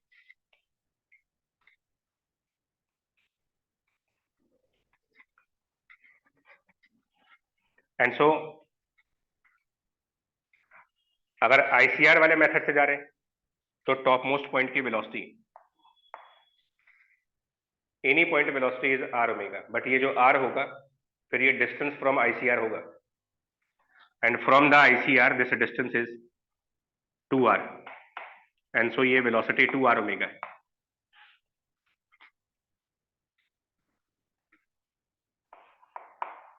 अगर मुझे सेंटर के लेवल वाले पॉइंट की वेलोसिटी निकालनी है, जो पॉइंट सेंटर है उसी लेवल पे जो यहाँ पॉइंट है, यहाँ वेलोसिटी निकालनी है सेंटर के लेवल पे, और मेथड अगर आप आईसीआर वाला फॉलो कर रहे हैं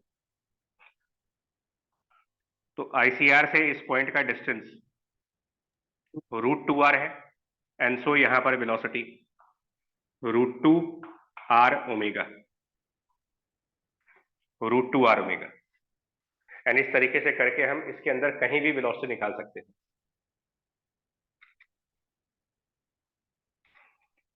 और सिर्फ वेलोसिटी ही नहीं निकाल सकते, काइनेटिक एनर्जी भी निकाल सकते हैं। आईसीआर मेथड से वेलोसिटी निकालना भी आसान हो जाता है, काइनेटिक एनर्जी निकालना भी इजी हो जाता है। Half you take moment of inertia about the ICR and omega square. आप यहां पर मोमेंट ऑफ इनर्शिया निकाल करके ओमेगा स्क्वायर कर दीजिए, half I omega square, kinetic energy आ जाएगी इसकी, और जिससे एनर्जी कंजर्वेशन वगैरह की प्रॉब्लम्स सिंपली तरीके से सॉल्व हो जाती हैं।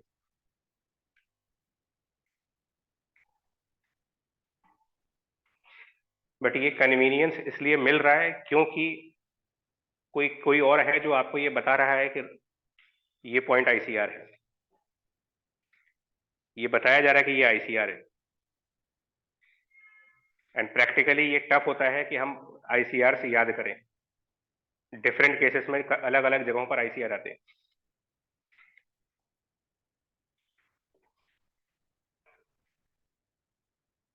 ये तो हो गया प्योर रोलिंग केस में, बॉटम पॉइंट आईसीआर है एंड ये मेथड आसानी से काम कर जा रहा है, तो इस पर रहिए, सिंपल मेथड है और आसान से कर रहा है। आईसीआर का यूज, आईसीआर या इस मतलब ये मेथड हो चाहे ये मेथड हो, इनमें से ये सब क्या करने के लिए किए जा रहे हैं, ये जो भी आपको मेथड डिस्कस किए जा रहे हैं इनसे हम अपना कौन कौन से पर्पस पूरा कर रहे हैं। या तो मुझे किसी पॉइंट की वेलोसिटी निकालनी होगी तो वो टास्क पूरा हो जाएगा, या मुझे सिस्टम की काइनेटिक एनर्जी निकालनी होगी तो ये टास्क पूरा कर लेंगे। स्पीड और काइनेटिक एनर्जी निकालने के लिए हमने इन मेथड्स को बनाया है। आईसीआर का यूज कभी भी, आईसीआर का यूज कभी भी एंगुलर मोमेंटम के लिए नहीं करेंगे और न्यूटन लॉ के लिए नहीं करेंगे। Never use ICR for angular momentum and Newton law, उनमें आपका यही वाला मेथड काम करता है।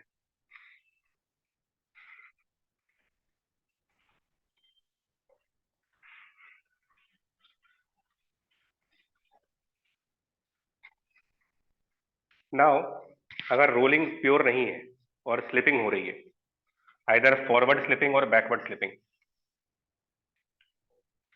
उस केस में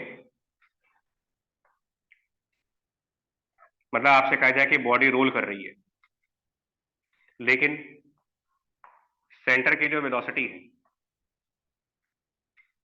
और इसकी जो ओमेगा है एंगुलर वेलोसिटी है, वो उस रिलेशन को फॉलो नहीं कर रहे हैं जो कि प्योर रोलिंग के लिए चाहिए होती है।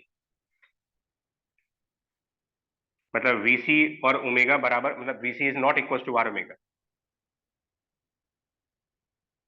Suppose VC equal to 2r omega, which means forward slipping है ये।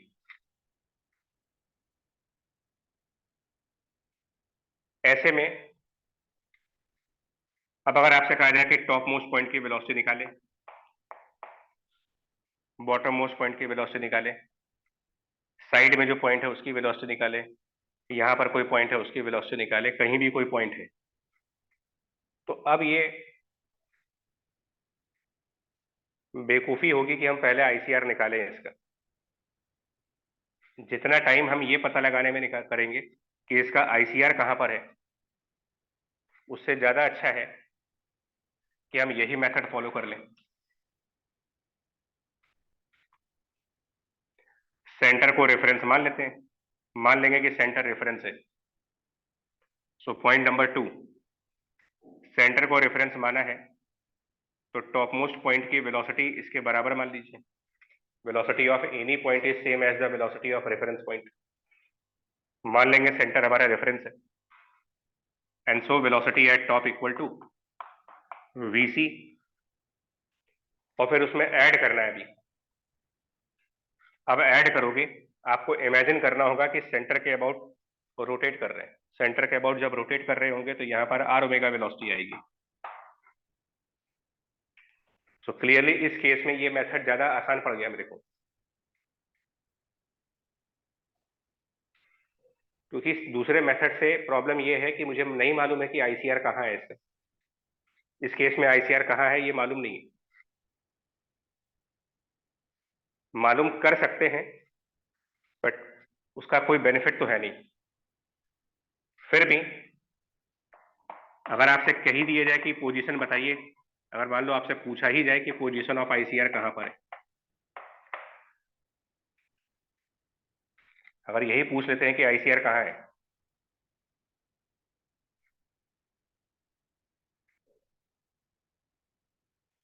सो अगर ये पूछा जाए कि आईसीआर वाला पॉइंट कहाँ है इसका, तो उसको निकाल सकते हैं, बट कैसे निकालेंगे फिर बोला, उसके लिए कंस्ट्रक्शन चाहिए। और इस केस में कंस्ट्रक्शन ऐसे होगा, रोलिंग विद स्लिपिंग में आईसीआर की पोजीशन निकालने के लिए जो कंस्ट्रक्शन करते हैं वो ये है कि इसमें कम से कम 2 पॉइंट्स की वेलोसिटी पता होनी चाहिए। मिनिमम 2 पॉइंट्स की वेलोसिटी पता होगी तब आईसीआर की पोजीशन आएगी। तो एक वेलोसिटी सेंटर की हो गई जो कि वीसी है, एक टॉप मोस्ट पॉइंट की वेलोसिटी जो कि वीसी प्लस आर ओमेगा है। ये वीसी, ये वी एट टॉप। अब क्या करते हैं,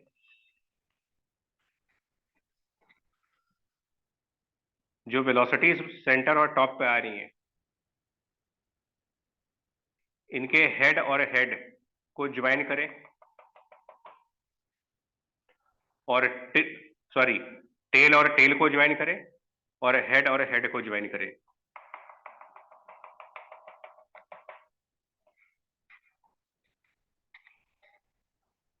tell of one velocity joined with the tail of other velocity, head of one velocity joined with the head of other velocity. और जहां पर ये इंटरसेक्ट हो रहे हैं ये है ICR.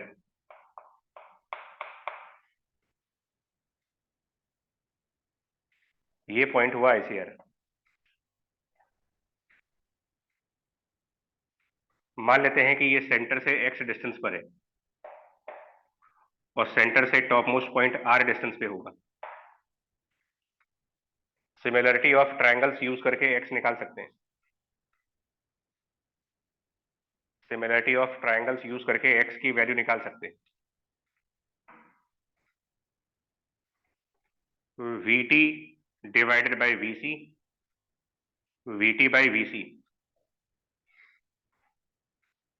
We at top upon VC, VT by VC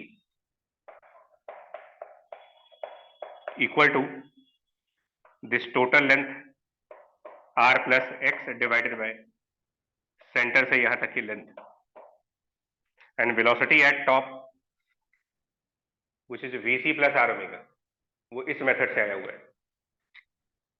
so top की velocity VC plus R omega, और इससे निकालेंगे कि आईसीआर की क्या लोकेशन होगी।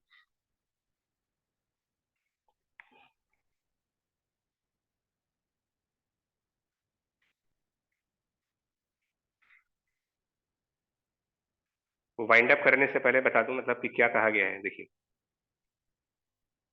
आईसीआर वाले मेथड से प्रॉब्लम सॉल्व करना कन्वीनियंट है, लेकिन आपके लेवल पर नहीं है।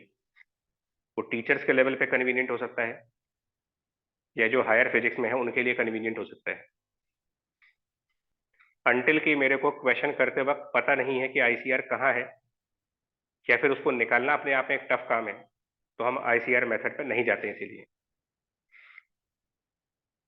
दो स्पेशल प्रॉब्लम्स हैं, इसलिए उनके आईसीआर आपको बता दिए जा रहे हैं। रॉड की स्लाइडिंग वाला एग्जांपल, उसका आईसीआर निकालना इजी है, और प्योर रोलिंग का आईसीआर बॉटम है। इनके अलावा अगर कोई क्वेश्चन आ रहा है, इनके अलावा अगर कभी भी कोई क्वेश्चन को डील कर रहे हैं,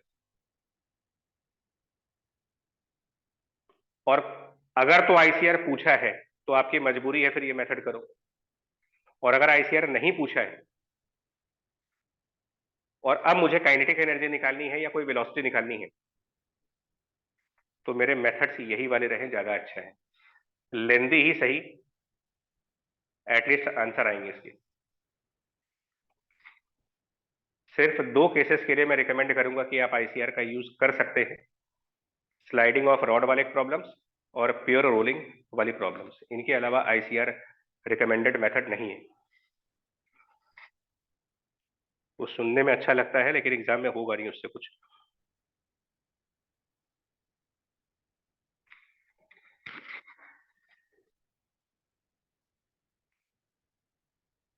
क्योंकि आईसीआर की पोजीशन निकालने के लिए कंस्ट्रक्शन चाहिए, कंस्ट्रक्शन करने के लिए पता होना चाहिए कंस्ट्रक्शन क्या करना है मेरे को।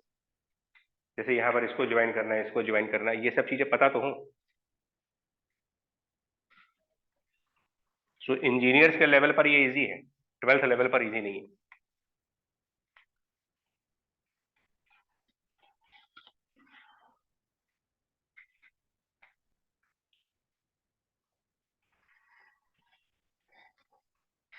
ये जो पॉइंट आप सभी कहा गया, जिसको मैंने इरेज किया है, इसी से रिलेटेड क्वेश्चन पहले भी आ चुका है, कई बार आ चुका है क्वेश्चन।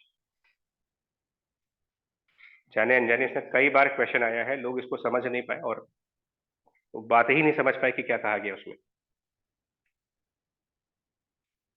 और इसको मैं कई बार डिस्कस करता हूँ, फिर से डिस्कस कर रहे हैं एक बार। इसी के ऊपर 2016 का रोटेशनल क्वेश्चन है, इसी के ऊपर 2012 का पैराग्राफ है, 2021 का क्वेश्चन है। 2016 एक डबल कोन प्रॉब्लम आई थी जिसमें एंगुलर मोमेंटम निकालना था।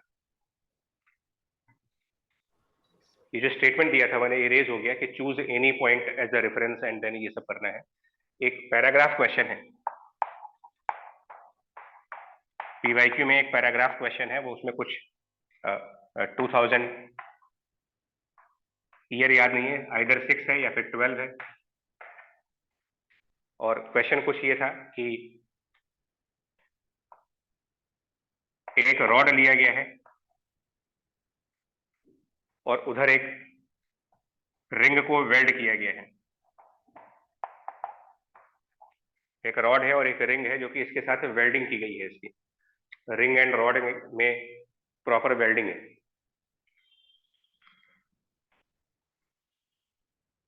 और फिर रॉड के एंड पॉइंट के अबाउट इसको ओमेगा वेलोसिटी से रोटेट किया गया है।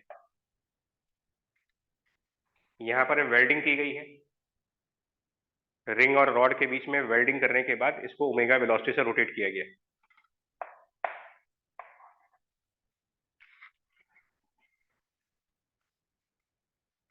और पैराग्राफ जो था वो तो जो पूछा है वो तो सेपरेट है ही है। मतलब बेसिकली उसमें ये पूछा गया है कि ये जो रिंग है ये ट्रांसलेटरी मोशन में है, रोटेशनल मोशन में है, या फिर ये कंबाइंड मोशन में है, और रॉड किस टाइप के मोशन में है। रोटेशनल मैकेनिक्स में क्वेश्चन को स्टार्ट करने से पहले हम सबसे पहले ये देखते हैं कि बॉडी कौन से टाइप के मोशन में चल रही है। फॉर एग्जाम्पल अगर हम रॉड की बात करें तो वो कौन से टाइप का मोशन कर रही है, रिंग कौन से टाइप का मोशन कर रही है, उसको कैसे डिफाइन करें। और एज्यूम कर रहे हैं कि रॉड का लेफ्ट वाला एंड फिक्स है, मतलब यहां पर एक फिक्स एक्सिस पास हो रही है, ऐसे मान लीजिए। 7-8 साल बाद यही क्वेश्चन आया था, रिंग को वर्टिकल कर दिया गया था। उसी पैराग्राफ में ये रिंग स्लैंटेड है।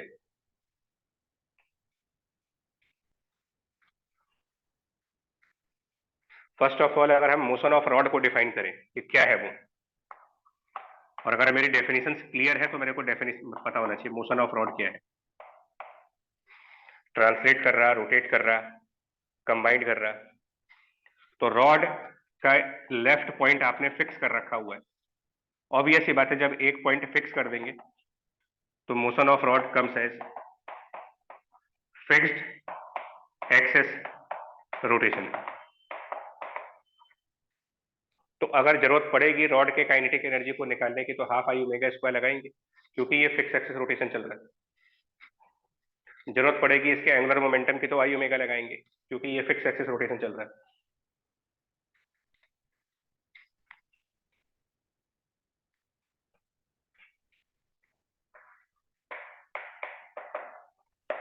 अगर मैं रिंग के मोशन को आइडेंटिफाई करूं कि रिंग का मोशन कैसा है, उसको क्या पता है? देखो सारी प्रॉब्लम तो यही है कि अगर आप मोशन को आइडेंटिफाई कर ले जाओगे तो फिर तो उसके आगे पता है कहां पर कौन सा फॉर्मूला लगाना है मेरे को। Motion of ring,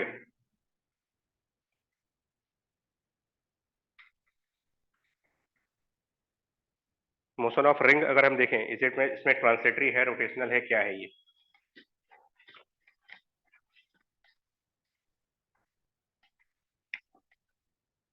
so obvious सी बात है, अगर ये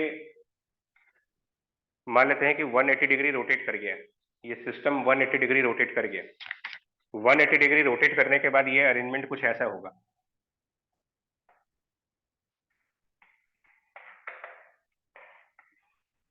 जब ये चीज 180 डिग्री घूम जाएगी तो जो ये एक्सल दिया गया मुझे, जो पार्ट एक्सल के राइट साइड पर है 180 डिग्री घूमने के बाद यही पार्ट इधर आ जाएगा लेफ्ट साइड पर। आप में से कोई बता सकता है कि पॉइंट P और पॉइंट Q में से लेफ्ट साइड कौन सा पॉइंट होगा? इसमें ये वेल्डेड है, इसमें वेल्डिंग की गई है पूरी। Now which point will be on the left side and which point will be on the right side between the P and Q? So UP हो जाए, लेफ्ट साइड पर Q होगा और राइट साइड पर पी P होगा। Welding की गई जी Arnav. Now check करो, क्या ये ट्रांसलेटरी मोशन है रिंग का? क्लियरली नहीं, क्लियरली ये रिंग ट्रांसलेट नहीं कर रही है। क्यों नहीं कर रही है? जब स्टार्टिंग हुई थी तो Q पॉइंट P के राइट साइड पर है और अब वो Q P के लेफ्ट साइड है। सो पॉइंट Q की position of Q with respect to P change हो रही है। Position of Q changing with respect to P. Initially that position was right side, after that that position becomes left side. Change of a position. Point P के respect में Q right side है, point P के respect में Q left हो गया। इसका मतलब P और Q के बीच रिलेटिव मोशन हो रहा है, क्योंकि अगर P और Q के बीच रिलेटिव मोशन नहीं होता तो उनकी पोजीशंस एक दूसरे के रिस्पेक्ट में चेंज नहीं होती। और जब P और Q एक ही रिंग के दो पार्टिकल्स हैं, सेम रिंग के दो पार्टिकल्स हैं और उनमें रिलेटिव वेलोसिटी है, it can not be translatory motion, क्योंकि ट्रांसलेटरी मोशन में सारे पार्टिकल्स आइडेंटिकल वेलोसिटी पे होते हैं। So clearly ring translatory motion में नहीं है और ये फिक्स एक्सिस रोटेशन में भी नहीं है, क्योंकि इस रिंग का कोई भी पॉइंट ग्राउंड फ्रेम से स्टेशनरी पॉइंट नहीं है। इस रिंग में हर एक पॉइंट मूव कर रहा है। And so motion of ring is a combined motion.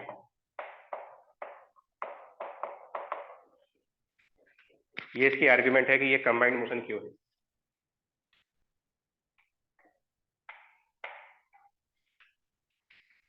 अब क्वेश्चन आता है कि जब ये कंबाइंड मोशन है तो इसके मोशन को हम किस तरीके से सिंप्लीफाई करें। यहीं पर वो थ्योरी काम आएगी जो भी आपको दी गई है। आप किसी कंबाइंड मोशन को एनालाइज करना चाहते हो, दो रास्ते हैं, या तो हम रिंग का आईसीआर निकालें और या जो मेथड कहा गया है वो फॉलो कर लेते हैं। जो मेथड कहा गया है वो निकाल लेते हैं।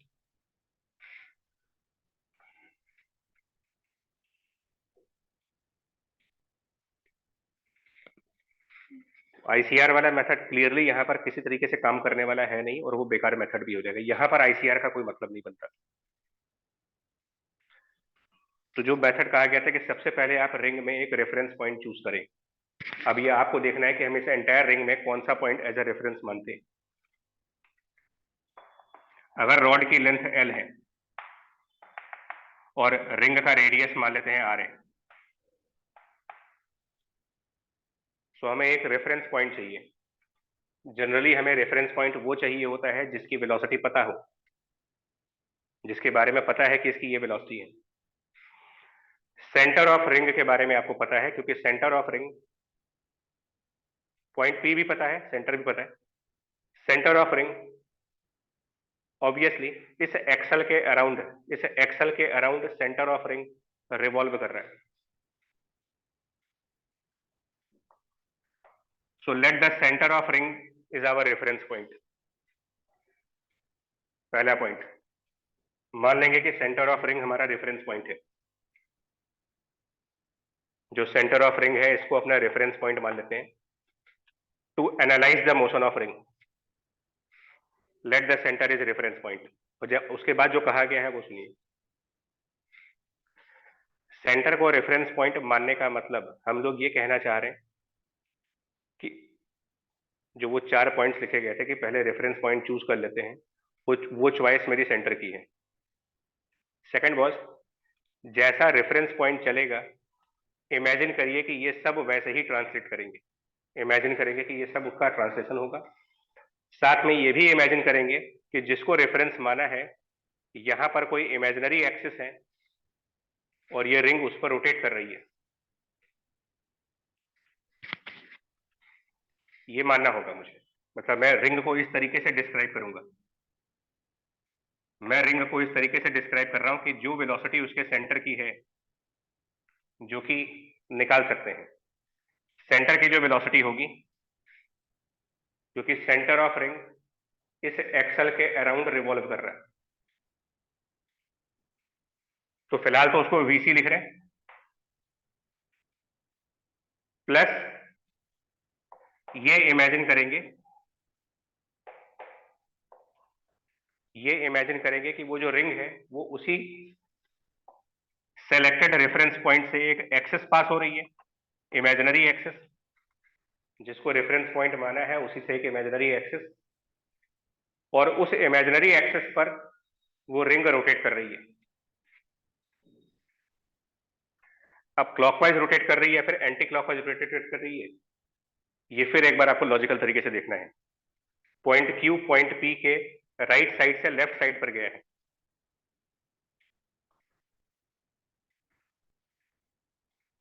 इसका मतलब ये एंटी क्लॉकवाइज घुमा होगा। सो रिंग का मोशन ऐसे मानना होगा, translation of ring, rotation of ring combined motion में है। हम लोग ये मानेंगे कि रिंग ट्रांसलेट कर रही है, हम लोग ये मानेंगे कि रिंग रोटेट कर रही है, दोनों मानना होगा। अब क्वेश्चन ये उठता है कि रिंग को कंबाइंड मोशन में कहा जा रहा है, उसका ट्रांसलेटरी मोशन सेंटर की वेलोसिटी के अकॉर्डिंग होगा। ट्रांसलेटरी मोशन हम सेंटर को रेफरेंस मान रहे हैं, तो जैसे सेंटर चलेगा ये सब ऐसे ही सारे पार्टिकल्स सेंटर को फॉलो करते हुए ट्रांसलेट कर रहे हैं। ये मेरा एक इमेजिनेशन है। सारे पार्टिकल्स सेंटर के अबाउट एक वर्चुअल एक्सिस पर रोटेट कर रहे हैं। क्वेश्चन ये है कि इस रोटेशन की क्या एंगुलर वेलोसिटी होगी। ये जो इमेजिनरी रोटेशन मान रहे हो आप, रिंग के मोशन को डिस्क्राइब करने के लिए सेंटर जिसको रेफरेंस पॉइंट माना गया है वहां पर जो इमेजिनरी मोशन देखा जा रहा है, यहां पर क्या एंगुलर वेलोसिटी होगी। क्या ये वही एंगुलर वेलोसिटी होगी जिससे रॉड रोटेट कर रहा है, या कोई डिफरेंट एंगुलर वेलोसिटी होगी।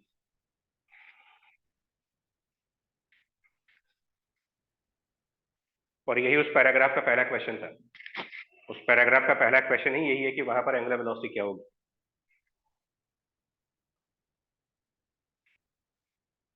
तो नोटिस करें,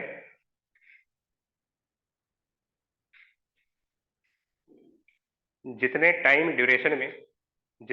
ड्यूरेशन में ये रॉड 180 डिग्री रोटेट कर रही है, जितने टाइम ड्यूरेशन में ये रॉड 180 डिग्री रोटेट कर रही है, उतने ही टाइम ड्यूरेशन में रिंग भी 180 डिग्री रोटेट कर रही है।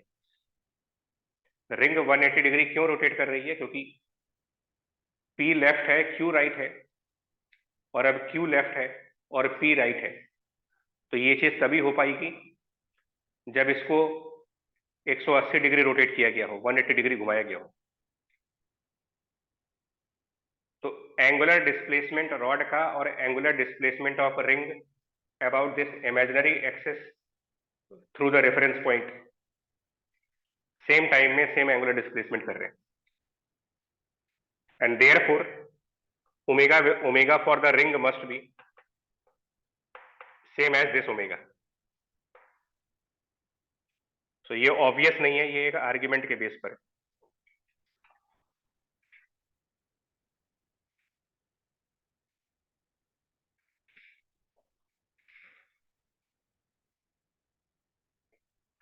एंड सेंटर की वेलोसिटी, तो वेलोसिटी ऑफ सेंटर, जिसके बारे में ये कहा जा रहा है कि सेंटर ऑफ रिंग इस एक्सल के अबाउट घूम रहा है। Centre of ring is in a circular path, centre of ring एक सर्कुलर मोशन कर रहा है इस एक्सल के अबाउट, एंड इसलिए उसकी जो वेलोसिटी होगी that should be omega multiplied by जितनी रेडियस का उसका ऑर्बिट बन रहा है। सेंटर ऑफ रिंग के सर्कुलर ऑर्बिट का रेडियस ये बन रहा है।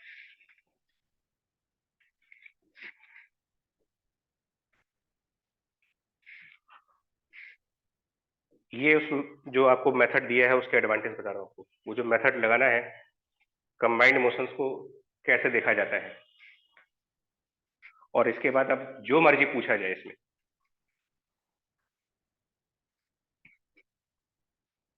फॉर एग्जांपल कहा जाए कि इस पूरे सिस्टम में कितनी काइनेटिक एनर्जी है, तो काइनेटिक एनर्जी ऑफ सिस्टम निकालना है। मान लीजिए सिस्टम में रॉड भी है, सिस्टम में रिंग भी है, और रॉड फिक्स एक्सिस रोटेशन कर रही है। तो अब यहां पर आपकी थ्योरी काम करनी चाहिए। अगर कोई बॉडी फिक्स एक्सिस रोटेशन कर रही तो उसकी काइनेटिक एनर्जी को निकालने के लिए हाफ जो भी उसकी फिक्स एक्सिस है वहां पर मोमेंट ऑफ एनर्जी है, रॉड की फिक्स एक्सिस उसके एंड पॉइंट से पास हो रही है, जहां पर मोमेंट ऑफ एनर्जी है m rod L square upon 3 and omega square. So this is kinetic energy due to motion of rod. Ring का भी मोशन हो रहा है, and kinetic energy is the energy which comes because of motion of objects. तो जितनी चीजें motion में है सबकी एनर्जी प्लस रिंग की kinetic energy. Ring combined motion में है, कंबाइंड मोशन की काइनेटिक एनर्जी का ये फॉर्मूला है। So it should be half mass of ring, ring के सेंटर ऑफ मास की वेलोसिटी यानी कि ये VC square plus half ring के सेंटर ऑफ मास पर मोमेंट ऑफ इनर्शिया की value, mass of ring into R square और इंटू ओमेगा स्क्वायर। ये दो डिफरेंट ओमेगा है, बट लॉजिक के बेस पर दोनों ओमेगा सेम आ गए।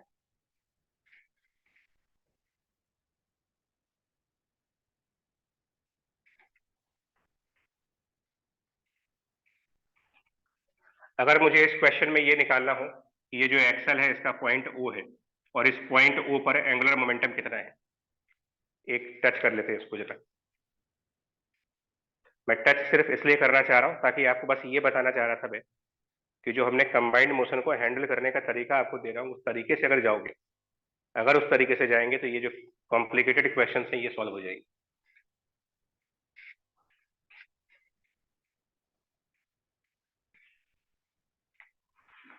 अगर मुझे एंगुलर मोमेंटम निकालना है तो आपके शॉर्ट नोट्स में ये लिखा होना चाहिए कि एंगुलर मोमेंटम ट्रांसलेटरी मोशन में कैसे निकालते हैं, फिक्स एक्सिस रोटेशन में कैसे निकालते हैं, और कंबाइंड मोशन में कैसे निकालते हैं।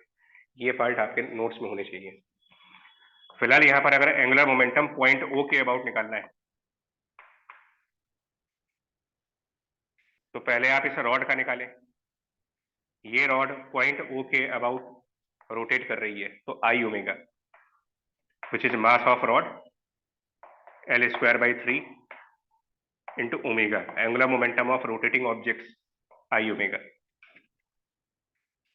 प्लस ये रॉड का है, ये एंगुलर मोमेंटम रॉड का निकल रहा है, अलग से लिख ही दे रहे हैं इसको, this is L of rod about O. Now angular momentum of ring about O.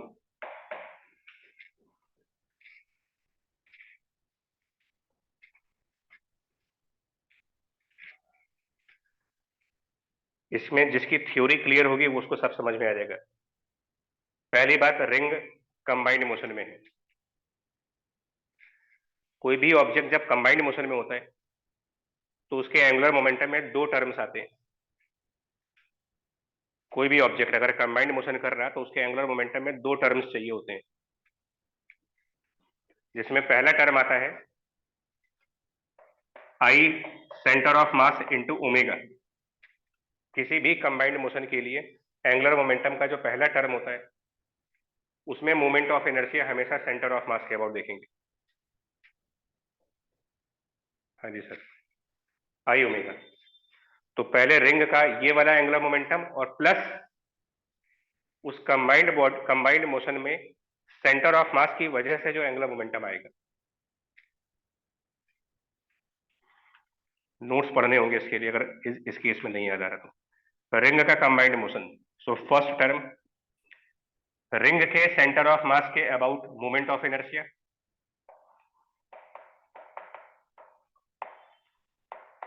And omega I omega, ये उस रिंग का अपने सेंटर ऑफ मास के अबाउट रोटेट करने की वजह से जो एंगुलर मोमेंटम है वो, प्लस उस रिंग का सेंटर ऑफ मास एक सर्कुलर मोशन कर रहा, सो रिंग के सेंटर ऑफ मास के सर्कुलर मोशन करने की वजह से एक और एंगुलर मोमेंटम आएगा, मास ऑफ रिंग, उस सर्कुलर मोशन का ऑर्बिट L प्लस आर, और उस सर्कुलर मोशन में लीनियर स्पीड, सर्कुलर मोशन में लीनियर स्पीड मतलब vc, जो itself omega into L plus R है।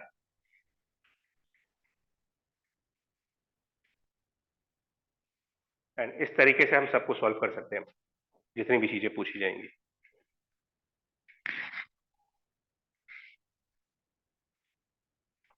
सो रोटेशनल मैकेनिक्स डिफिकल्ट है ऑब्वियसली, लेकिन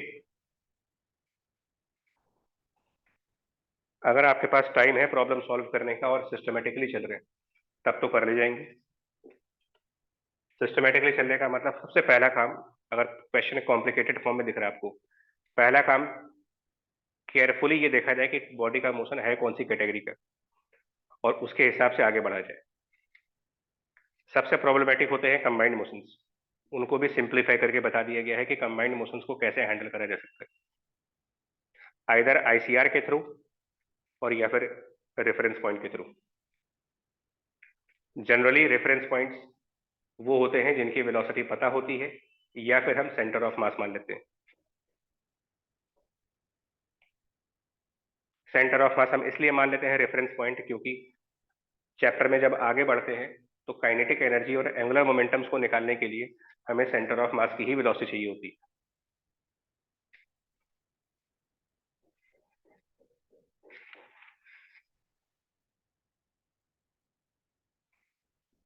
ठीक है, वो पॉइंट क्लियर है?